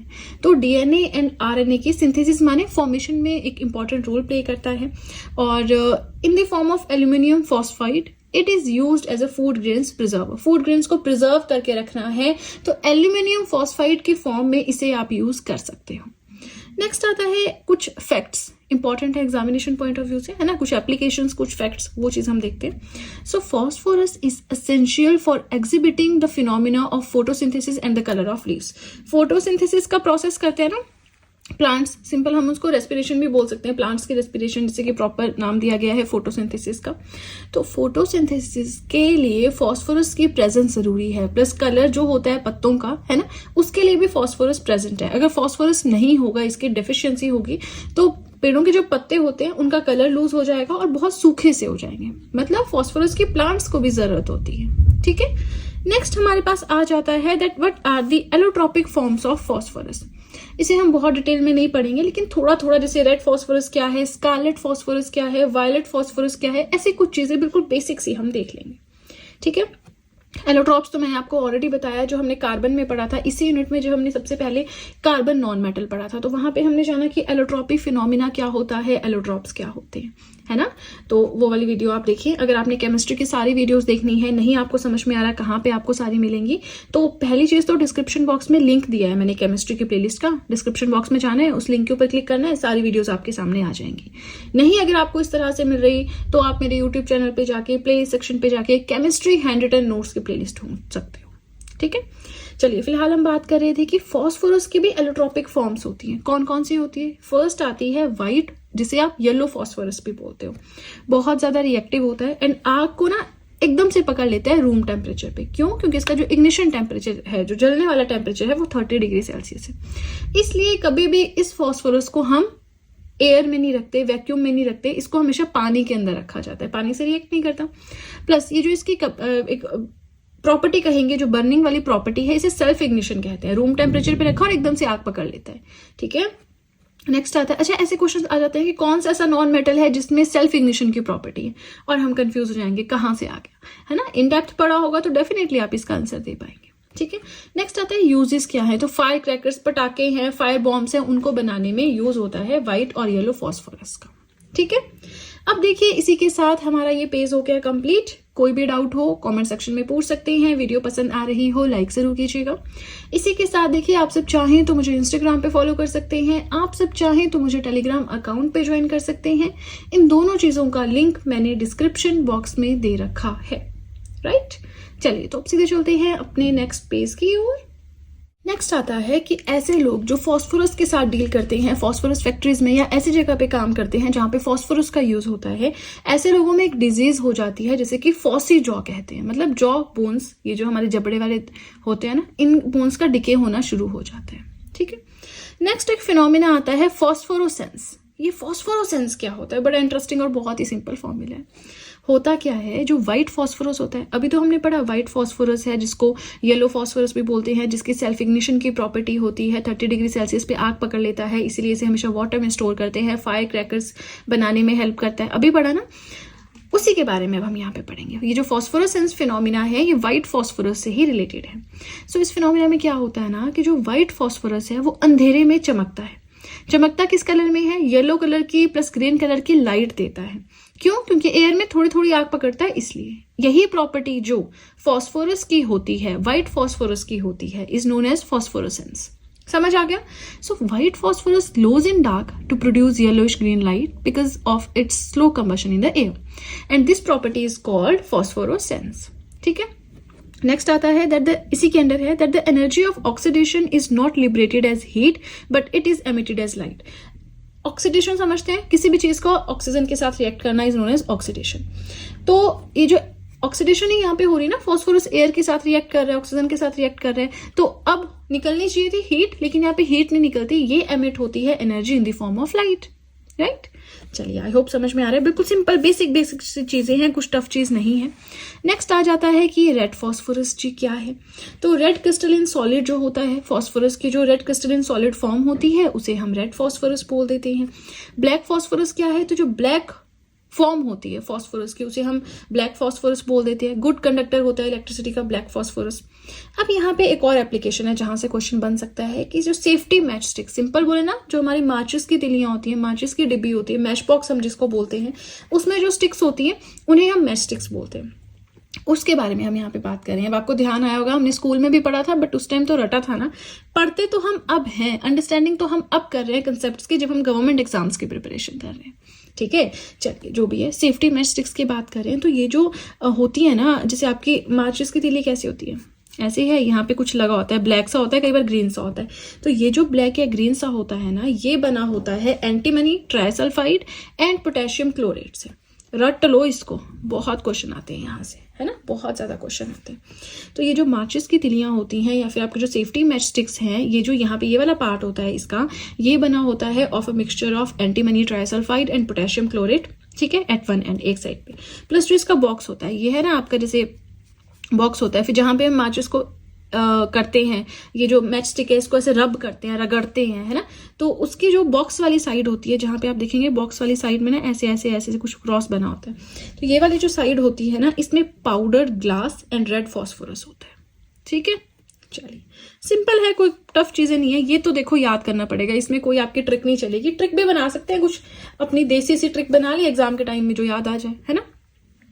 हर चीज़ भी ट्रिक से नहीं करनी, क्योंकि फिर अगर बहुत सारी चीज़ें ट्रिक से, बहुत सारी ट्रिक्स हो गई ना, फिर तो कुछ भी याद नहीं आएगा, राइट।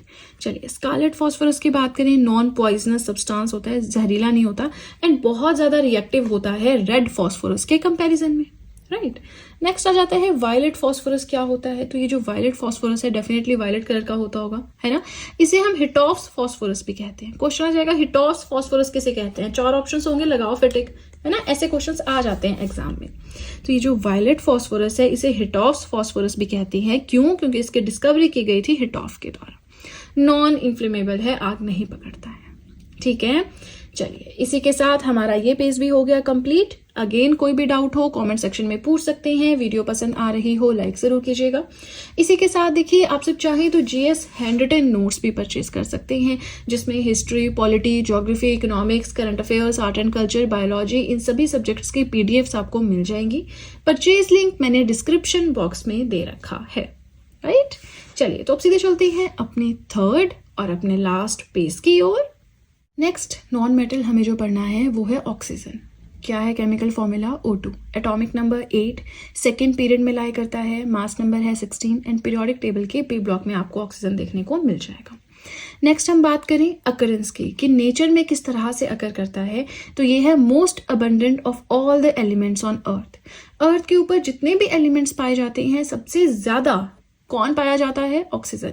ये मैंने आपको बताया भी था, ऑक्सीजन है ऐसा नॉन मेटल या ऐसा एलिमेंट जो सबसे ज्यादा एग्जिस्ट करता है अर्थ पे। उसके अलावा सिलिकॉन है, फिर आपका एल्यूमिनियम आता है, फिर आपका आयरन आता है। ये मैंने सीक्वेंस भी आपको बताया था, अगर आपको ध्यान होगा, ऑक्सीजन, सिलिकॉन, एल्यूमिनियम, Fe, ये 4 आपको याद रखने होते हैं, ठीक है। नेक्स्ट आता है कि जो एटमॉस्फेरिक ऑक्सीजन है, ये जो नेचुरली ऑक्सीजन अकर करती है ना हमारे आसपास, हम सांस ले रहे हैं बहुत मजे से, ये नेचुरली कैसे अकर करती है। मेन सोर्स इसका क्या है, फोटोसिंथेसिस। जो फिनोमिना प्लांट्स करते हैं, ट्रीज करते हैं, ट्रीज नहीं हो तो ऑक्सीजन भी नहीं होगी और डेफिनेटली हम भी नहीं होंगे, ठीक है। नेक्स्ट आ जाती हैं क्या प्रॉपर्टीज हैं ऑक्सीजन की। कलरलेस है, कोई कलर नहीं होता, कोई इसकी स्मेल नहीं होती, ऑर्डरलेस है, थोड़ा सा हैवी होती है ये एयर से, ये खुद से नहीं जलती, है ना, ये जलने में, कंबशन में हेल्प करती है, कंबशन की एक सपोर्टर है, खुद से नहीं जलती। हम कहते हैं ना कि कुछ भी जलाना हो ऑक्सीजन की जरूरत होती है, नहीं, ऑक्सीजन हेल्प करती है, एक सपोर्टर है कंबशन का, ठीक है। इसकी सॉल्युबिलिटी जो होती है वाटर में, पानी में घुल जाती है ऑक्सीजन, है ना, तो ये सॉल्युबिलिटी ही सफिशिएंट है for the vital support of marine and aquatic life. पानी के अंदर जो जिंदगी है, मछलियां हैं, सारे एक्वेटिक एनिमल्स हैं, वो क्यों जिंदा है, क्योंकि पानी में ऑक्सीजन है। ऑक्सीजन ही नहीं होगी वो उनके पास लाइफ ही नहीं होगी। ऑक्सीजन है पैरामैग्नेटिक इन नेचर, मतलब पैरामैग्नेटिक माने बहुत कम अट्रैक्ट होती है मैग्नेट के थ्रू। समझ आ गई प्रॉपर्टीज, सिंपल है, कलरलेस है, ऑर्डरलेस है, थोड़ी सी हैवी है एयर से, and it doesn't burn itself but is a supporter of combustion. पानी में होती है तभी एक्वेटिक लाइफ पॉसिबल है, पैरामैग्नेटिक है इन नेचर, राइट। आगे देखें यूजेस, क्या है यूजेस हमारे ऑक्सीजन के। तो पहला तो है ऑक्सीजन सिलेंडर, जो हॉस्पिटल में यूज होता है, बहुत हाई एल्टीट्यूड में फ्लाइंग में यूज होता है, माउंटेनियरिंग में यूज होता है ना, जो पहाड़ वगैरह चढ़ते हैं, है ना, पर्वतारोहक जिनको बोलते हैं, माउंटेनियर्स जो होते हैं, एक सिलेंडर लेके चले होते हैं साथ में, तो वो गैस सिलेंडर नहीं होता, वो ऑक्सीजन सिलेंडर होता है, ठीक है। अब ऑक्सीजन सिलेंडर, अच्छा कोई पेशेंट है हॉस्पिटल में, ऑक्सीजन लगी हुई है जी, तो सिलेंडर से ऑक्सीजन जा रही होती है उस मास्क के थ्रू उनके अंदर, तो क्या होता है ऑक्सीजन सिलेंडर में, डाइल्यूटेड ऑक्सीजन होती है प्लस हीलियम होता है, ठीक है। आगे चलें, ओजोन के बारे में देखें। अब ऑक्सीजन से ही ओजोन बनता है। ऑक्सीजन क्या है, O2, ओजोन क्या है, O3, है ना, हमने वो ज्योग्राफी में भी पढ़ा है ओजोन कौन से उसमें लाई करती है। अच्छा चलिए, आपके लिए क्वेश्चन, एटमॉस्फेयर की 5 लेयर्स हम मेनली पढ़ते हैं, उसमें कौन सी लेयर में ओजोन लेयर लाई करती है। फिलहाल हम बात करेंगे जो ओजोन लेयर है ना, ये एटमॉस्फेरिक ऑक्सीजन से बनती है, खुद से इन द प्रेजेंस ऑफ सनलाइट, कोई आर्टिफिशियल फिनोमिना नहीं है, खुद से बनती है। प्लस अगर ओजोन ना हो तब तो हम सब जल के मर जाएंगे। जो सन के अल्ट्रावायलेट रेडिएशंस हैं उसे रोकती है ओजोन लेयर। और ये ओजोन भी अब काफ़ी हद तक डिप्लीट हो रही है ना, तो वो चीज़ भी नहीं होनी चाहिए। वो green house gases, climate change, वो बहुत सारी चीज़ें हैं एक दूसरे से रिलेटेड है, फिलहाल छोड़ें। नेक्स्ट आता है कि क्या कोई और ऐसी चीज़ भी है जो ओजोन लेयर के लिए हार्मफुल है, तो यस है। क्या है? Supersonic jet aeroplanes. ये जो सुपरसोनिक जेट एरोप्लेन्स है ना, ये एमिट करते हैं NO, that is nitric oxide and CFC, chlorofluorocarbons. Nitric oxide and chlorofluorocarbons को एमिट करते हैं सुपरसोनिक जेट एरोप्लेन्स, जो डिस्ट्रॉय करती है ओजोन लेयर को। ठीक है, सल्फर एंड हेलोजन हमें आज की वीडियो में पढ़ना है। सल्फर का केमिकल सिंबल S है, थर्ड पीरियड में लाई करता है। पीरियोडिक टेबल का जो P ब्लॉक है वहां पे लाई करता है। ब्राइट येलो कलर का क्रिस्टलाइन सॉलिड है जो रूम टेम्परेचर पे सॉलिड फॉर्म में होता है। नेचर में अकर करता है in the form of sulphide या सल्फेट मिनरल्स। अब देखो इसमें कोई समझाने वाली बात नहीं है, थर्ड पीरियड है, P ब्लॉक है, इस नेचर से लाई करता है, अकर करता है नेचर में, तो बिल्कुल सिंपल चीजें हैं। ठीक है, ये आपको एज इट इज अपने नोट्स में लिखनी है। अब सल्फर किन किन चीजों में पाया जाता है? आपके एग्स हैं, प्रोटीन्स हैं, गार्लिक है, अनियन है, मस्टर्ड है, हेयर है, वूल है, इन सब में सल्फर पाया जाता है। आगे हम एक दो कुछ इंपॉर्टेंट बातें डिस्कस कर लेते हैं, फिर हम वापस सल्फर पेंगे, कुछ ऐसे चीजें जहां से क्वेश्चन पूछा जाता है। पहली चीज, ये जो पेंजेंट ऑर्डर, ये स्मेल होती है सल्फर की, क्यों होती है? क्योंकि सल्फेरियस कंपाउंड्स प्रेजेंट होते हैं, तो जहां भी सल्फर प्रेजेंट होगा थोड़ी अलग सी आपको स्मेल वहां पे आएगी। दूसरा पॉइंट आता है कि सल्फर के सब्लिमेशन की वजह से जो हमें सल्फर ऑब्टेन होता है उसे फ्लावर ऑफ सल्फर कहते हैं। चलिए, फ्लावर ऑफ सल्फर समझ लिया, सब्लिमेशन ऑफ सल्फर समझ लिया, लेकिन ये सब्लिमेशन क्या होता है? तो इसके लिए मैंने आपको ऑलरेडी पढ़ाया है ना, जब शुरू किया था हमने स्टेट्स वाला यूनिट, वहां पे पढ़ाया था। चलिए कोई बात नहीं, सब्लिमेशन यहाँ पे देख लेते हैं। जब भी किसी सब्सटेंस को सॉलिड से गैसियस स्टेट में कन्वर्ट किया जाता है बिना लिक्विड स्टेट में ले जाए हुए, किसी को हीट किया या कुछ भी किया, सॉलिड से गैसियस फॉर्म में बना दिया, लिक्विड में नहीं आने दिया, तो इस तरह के कन्वर्जन को हम सब्लिमेशन कहते हैं। तो जब हम सल्फर को सॉलिड से सीधे गैसियस स्टेट में कन्वर्ट करते हैं, उस टाइम पे क्या बनता है? जो सल्फर बनता है उसे हम फ्लावर ऑफ सल्फर कहते हैं। ठीक है, ये क्वेश्चन एग्जाम में आता है। अब जैसे कार्बन के एलोट्रॉप्स पढ़े थे ना हमने, क्रिस्टलाइन एंड एमोफस, वैसे ही सल्फर के भी एलोट्रॉप्स होते हैं, लेकिन एक होती है क्रिस्टलाइन फॉर्म ऑफ एलोट्रॉप्स, एक होती है non crystalline form of allotropes of sulphur. Crystalline में आता है आपका रोहम्बिक सल्फर, जिसे अल्फा सल्फर भी कहते हैं, एंड मोनोक्लिनिक सल्फर, जिसे बीटा सल्फर भी कहते हैं। एक चीज मैं आपको क्लियर कर दूं, हम इन्हें इन डिटेल नहीं पढ़ेंगे, है ना, इतना इंपॉर्टेंट नहीं है, लेकिन आपको ये पता होना चाहिए कि कौन सा ऐसा नॉन मेटल है जो एलोट्रॉपिक फॉर्म में अवेलेबल है। इससे पहले हमने फॉस्फोरस का भी पढ़ा था ना, अगर आपको ध्यान होगा, उससे पहले हमने कार्बन पढ़ा था, और अब हम सल्फर का पढ़ रहे हैं। चलिए, क्रिस्टलाइन हमने देख लिया, rhombic and monoclinic. Non crystalline sulphur में आता है आपका प्लास्टिक सल्फर है, व्हाइट सल्फर है, मिल्की सल्फर है। ठीक है, चलिए इसी के साथ फर्स्ट पेज हो गया कंप्लीट। कोई भी डाउट हो कमेंट सेक्शन में पूछ सकते हैं। वीडियो पसंद आ रही हो लाइक जरूर कीजिएगा। इसी के साथ आप सभी से रिक्वेस्ट है कि वीडियो के साथ में नोट्स बनाते रहें, बहुत ही ज्यादा ये नोट्स आपके लिए बेनिफिशियल प्रूव होंगे। बार बार सेम चीज कहती हूँ ताकि थोड़ा सा आप सबको मोटिवेट कर सकूं नोट्स मेकिंग के, राइट। इसी के साथ आप सब चाहें तो GS हैंड रिटन नोट्स भी परचेज कर सकते हैं, जिसमें history, polity, geography, economics, current affairs, art and culture, biology, ये सारी PDFs अवेलेबल हैं। परचेज लिंक मैंने डिस्क्रिप्शन बॉक्स में दे रखा है, राइट। चलिए तो अब सीधे चलते हैं अपने नेक्स्ट पेज की ओर। नेक्स्ट आते हैं uses of sulphur. Medicine industry में यूज होता है, डाई इंडस्ट्री में यूज होता है, ठीक है। ऑक्साइड्स की बात करें, सल्फर डाइऑक्साइड के बारे में यहाँ ये थोड़ा सा इंपॉर्टेंट है, जिसका केमिकल फॉर्मूला है SO2, राइट। वोल्केनिक इरप्शन होती है ना, ज्वालामुखी विस्फोट होता है, तो उस टाइम पे जो गैस बाहर निकलती है वो होती है सल्फर डाइऑक्साइड। तो याद रखना है मेन गैस वोल्केनिक इरप्शन की क्या है, सल्फर डाइऑक्साइड। कलरलेस गैस है, पंजेंट स्मेल होती है, तभी तो अगर कहीं पे सल्फर इकट्ठा हो जाए एक जगह पे, सल्फर डाइऑक्साइड गैस हो जाए तो सफोकेशन होना शुरू हो जाती है। इसका जो एक्वस सॉल्यूशन है उसे सल्फ्यूरस एसिड कहते हैं। ये पेट्रोलियम एंड शुगर की रिफाइनिंग में यूज होता है, ठीक है। अब हम बात करेंगे सल्फ्यूरिक एसिड के, जिसका फॉर्मूला है H2SO4, वेरी वेरी इंपॉर्टेंट। इसे किंग ऑफ केमिकल्स भी कहते हैं, हाईली रिएक्टिव होता है, ऑयल ऑफ विट्रोल भी कहा जाता है।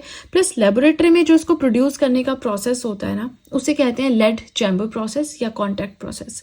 दोनों ही प्रोसेसेस में क्या किया जाता है कि जो आपका सल्फर डाइऑक्साइड है उसे SO3 में कन्वर्ट किया जाता है। डेंस ऑयली लिक्विड होता है ना, और ये वाटर में डिसॉल्व हो जाता है, लेकिन इसके साथ हीट निकलती है फिर, ठीक है। इंपॉर्टेंट ये 2 चीज़ें हैं, प्लस प्रोसेस का नाम इंपॉर्टेंट है, दैट्स इट। ये सब तो फिर बिल्कुल बेसिक चीज़ें होती हैं। आगे हम बात करें सल्फ्यूरिक एसिड के यूजेस की, तो ये यूज़ होता है ऑयल रिफाइनिंग में, मिनरल एक्सट्रैक्शन में, एक्सप्लोजिव्स जो होते हैं आपके विस्फोटक, उनको मैन्युफैक्चर करने में, स्टोरेज बैटरीज में। ठीक है, इसी के साथ सेकंड पेज भी हो गया कंप्लीट। अगेन कोई भी डाउट हो कमेंट सेक्शन में पूछ सकते हैं। इसी के साथ आप सब चाहें तो मुझे इंस्टाग्राम पे फॉलो कर सकते हैं, आप सब चाहें तो मुझे टेलीग्राम अकाउंट पे ज्वाइन कर सकते हैं। इन दोनों चीज़ों का लिंक भी मैंने डिस्क्रिप्शन बॉक्स में दे रखा है, राइट। चलिए तो अब सीधे चलते हैं अपने लास्ट पेज की ओर। नेक्स्ट हमें आज के वीडियो में पढ़ना है हैलोजेंस के बारे में। हैलोजेंस क्या होते हैं, चलिए देखते हैं। पीरियोडिक टेबल का ग्रुप नंबर 17 जो है वहाँ पे हैलोजेंस प्लेस्ड हैं। ठीक है, टोटल 6 एलिमेंट्स हैं हैलोजेंस के। कौन कौन से हैं?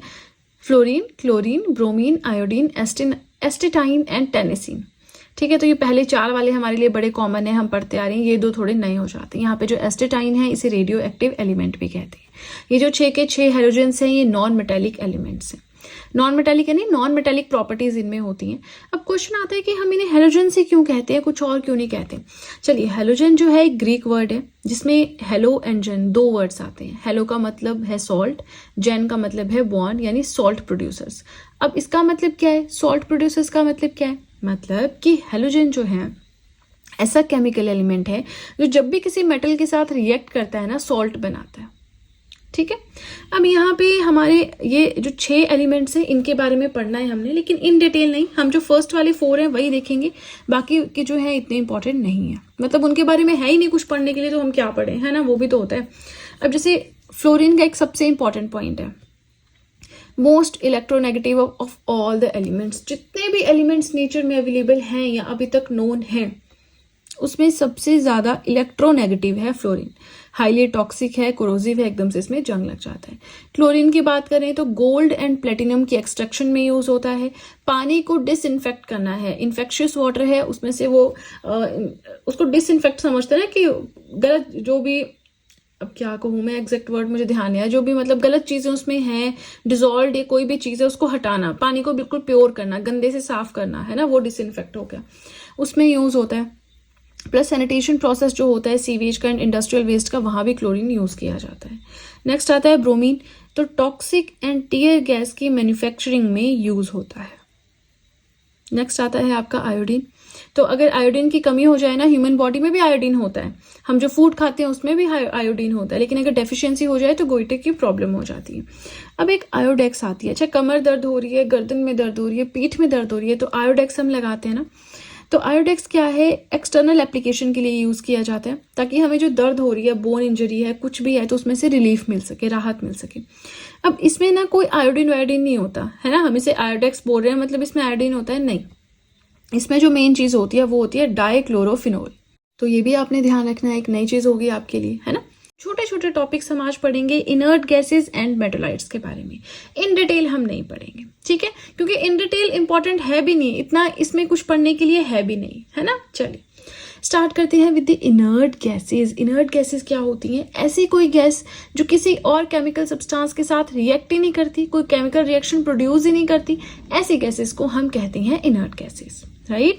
So gas that doesn't readily undergo chemical reactions with other chemical substances, जो रिएक्ट ही नहीं करती किसी और केमिकल सब्सटेंस के साथ, वो इनर्ट गैसेस होती हैं, ठीक है। ऐसे याद रखना, इनर्ट माने इंट्रोवर्ट है, किसी से बात नहीं करती, है ना, ऐसे आप याद रख सकते हैं। अब 6 है हमारे पास इनर्ट गैसेस, कौन कौन सी हैं? Helium, neon, argon, krypton, xenon and radon. इनके केमिकल सिंबल्स भी आपको पता होने चाहिए। पीरियोडिक टेबल का ग्रुप नंबर 18 जो है वहां पे ये सारी गैसेस प्लेस्ड हैं, इन्हें नोबल गैसेस भी कहा जाता है।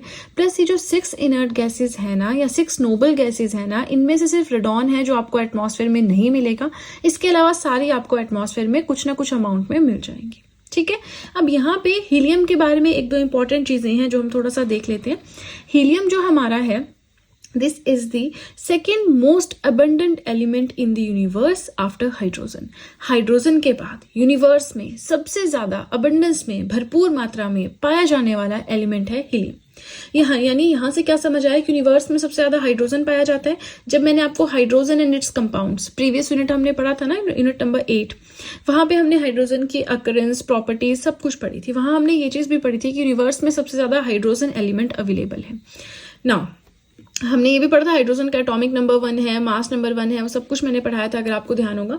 फिलहाल हम हीलियम की बात कर रहे हैं। तो हाइड्रोजन के बाद सबसे ज्यादा एलिमेंट जो यूनिवर्स में है वो है आपका हीलियम। बिल्कुल सेफ है, एकदम से आग नहीं पकड़ता, तो बलून्स में भी इसको फिल किया जाता है।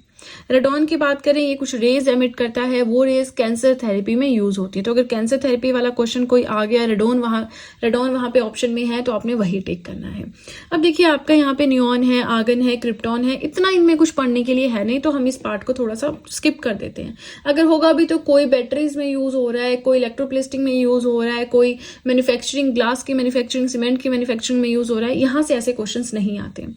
क्या है, कितने इनर्ट गैसेज हैं, क्या क्या नाम है, कौन से ग्रुप में है, नोबल गैसेज भी कहते हैं, यही जो क्वेश्चंस है यहाँ से बनते हैं। ठीक है, नाउ लास्ट सब topic but not the least, मेटलाइट्स के बारे में जान लेते हैं कि ये मेटलाइट्स क्या होती हैं। मेटलाइट्स का भी इतना हिस्सा ही है। ठीक है, इसी के साथ हमारा ये यूनिट भी कंप्लीट होता है। नाउ आप सब पहले मुझे ये बताएं कि कौन कौन से टॉपिक्स आपको लगता है रह गए हैं केमिस्ट्री में। 2-3 मेरे दिमाग में है, मैंने नोट कर रखे हैं, मैं जिस बुक से पढ़ा रही हूँ मुझे पता है कौन कौन से बचे हुए हैं। लेकिन अगर आपको लगता है, क्योंकि होता है ना कि कई बार बुक्स में नहीं सारे टॉपिक्स मेंशन्ड होते, तो जो टॉपिक्स आपको लगते हैं कि अभी तक नहीं हुए हैं उनकी लिस्ट मुझे बना दें कमेंट सेक्शन में, फिर अपने हिसाब से मैं वो कवर करवा दूंगी।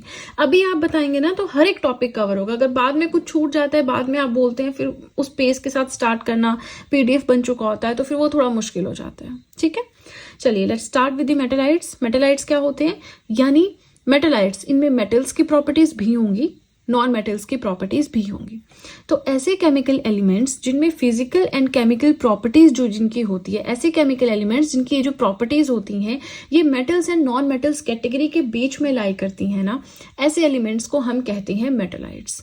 Now 7 most widely recognised metalloids, ऐसा नहीं है 7 ही है, लेकिन सबसे ज्यादा रिकॉग्निशन 7 मेटलाइट्स को मिली हुई है। कौन कौन से हैं ये मेटलाइट्स, आपका बोरोन है, जर्मेनियम है, सिलिकॉन है, एंटीमनी है, आर्सेनिक है, टेल्यूरियम है एंड पोलेनियम है। ठीक है, ये सारे जो आपके मेटलाइट्स हैं पीरियोडिक टेबल के पी ब्लॉक में लाई करते हैं एंड इनकी जो लुक होती है ना वो मेटल की तरह होती है, लेकिन इनका बिहेवियर जो है वो नॉन मेटल्स की तरह होता है। अब हम यूजेस देखें तो यहाँ भी हम एक एक, जैसे आर्सेनिक है, टेल्यूरियम है, पोलेनियम है, सिलिकॉन है, एक एक के यूजेस नहीं देखेंगे, ओवरऑल देख लेते हैं। तो ये जर्मेनियम है आपका, सिलिकॉन है, आर्सेनिक है, ये 3 तो मेनली आपके सेमीकंडक्टर्स बनाने में यूज होते हैं और आपके इलेक्ट्रॉनिक्स जो फील्ड है उसमें यूज होते हैं। ये जो डायोड्स होते हैं, ट्रांजिस्टर्स होते हैं, इनमें जर्मेनियम सिलिकॉन ही यूज होता है ना, अगर आपने इलेक्ट्रॉनिक्स पढ़ा हो। उसके बाद सोलर पैनल्स हैं, ग्लास है, सिरामिक्स है, ऑटोमेटिव बैटरीज हैं, इनमें जो है मेटलाइट्स यूज होते हैं। ठीक है, चलिए मेटलाइट से वैसे क्वेश्चन आता भी नहीं है ना, इतना सा यूनिट था, ये टॉपिक था हमारा, ये मैंने आपको नॉन मेटल के अंदर ही कवर करवा दिया। अब देखिए हमारा ये जो यूनिट है हो गया कंप्लीट। नेक्स्ट यूनिट अभी तक मैंने डिसाइड नहीं किया है कौन सा पढ़ाऊंगी, आप लोग मुझे कमेंट सेक्शन में बताएं। वहां से अगर मुझे लगता है कि हाँ स्किप हुए हुए सच में, तो फिर मैं वहीं से कोई टॉपिक उठा लूंगी। ठीक है, बाकी फिर let's go with the flow, देखते हैं क्या कौन सा टॉपिक चलता है। ठीक है, चलिए इसी के साथ वीडियो पसंद आए लाइक जरूर कीजिएगा, चैनल को जरूर सब्सक्राइब करें, बेल आइकन को प्रेस करें, सो दैट मैं जैसे ही कोई वीडियो अपलोड करूं सबसे पहले नोटिफिकेशन आपके पास पहुंचे। एंड वन मोर थिंग, आप सब चाहें तो जीएस हैंड रिटन नोट्स भी परचेज कर सकते हैं, जिसमें history, polity, geography, economics, current affairs, art and culture, biology, ये सारी पीडीएफ्स आपको मिल जाएंगी। परचेज लिंक मैंने डिस्क्रिप्शन बॉक्स में दे रखा है। इसी के साथ आप सब चाहें तो मुझे इंस्टाग्राम पे फॉलो कर सकते हैं, आप सब चाहें तो मुझे टेलीग्राम अकाउंट पे ज्वाइन कर सकते हैं। इन दोनों चीज़ों का लिंक भी मैंने डिस्क्रिप्शन बॉक्स में दे रखा है। राइट, चलिए तो अब मिलेंगे नेक्स्ट वीडियो में। So that's it and see you soon.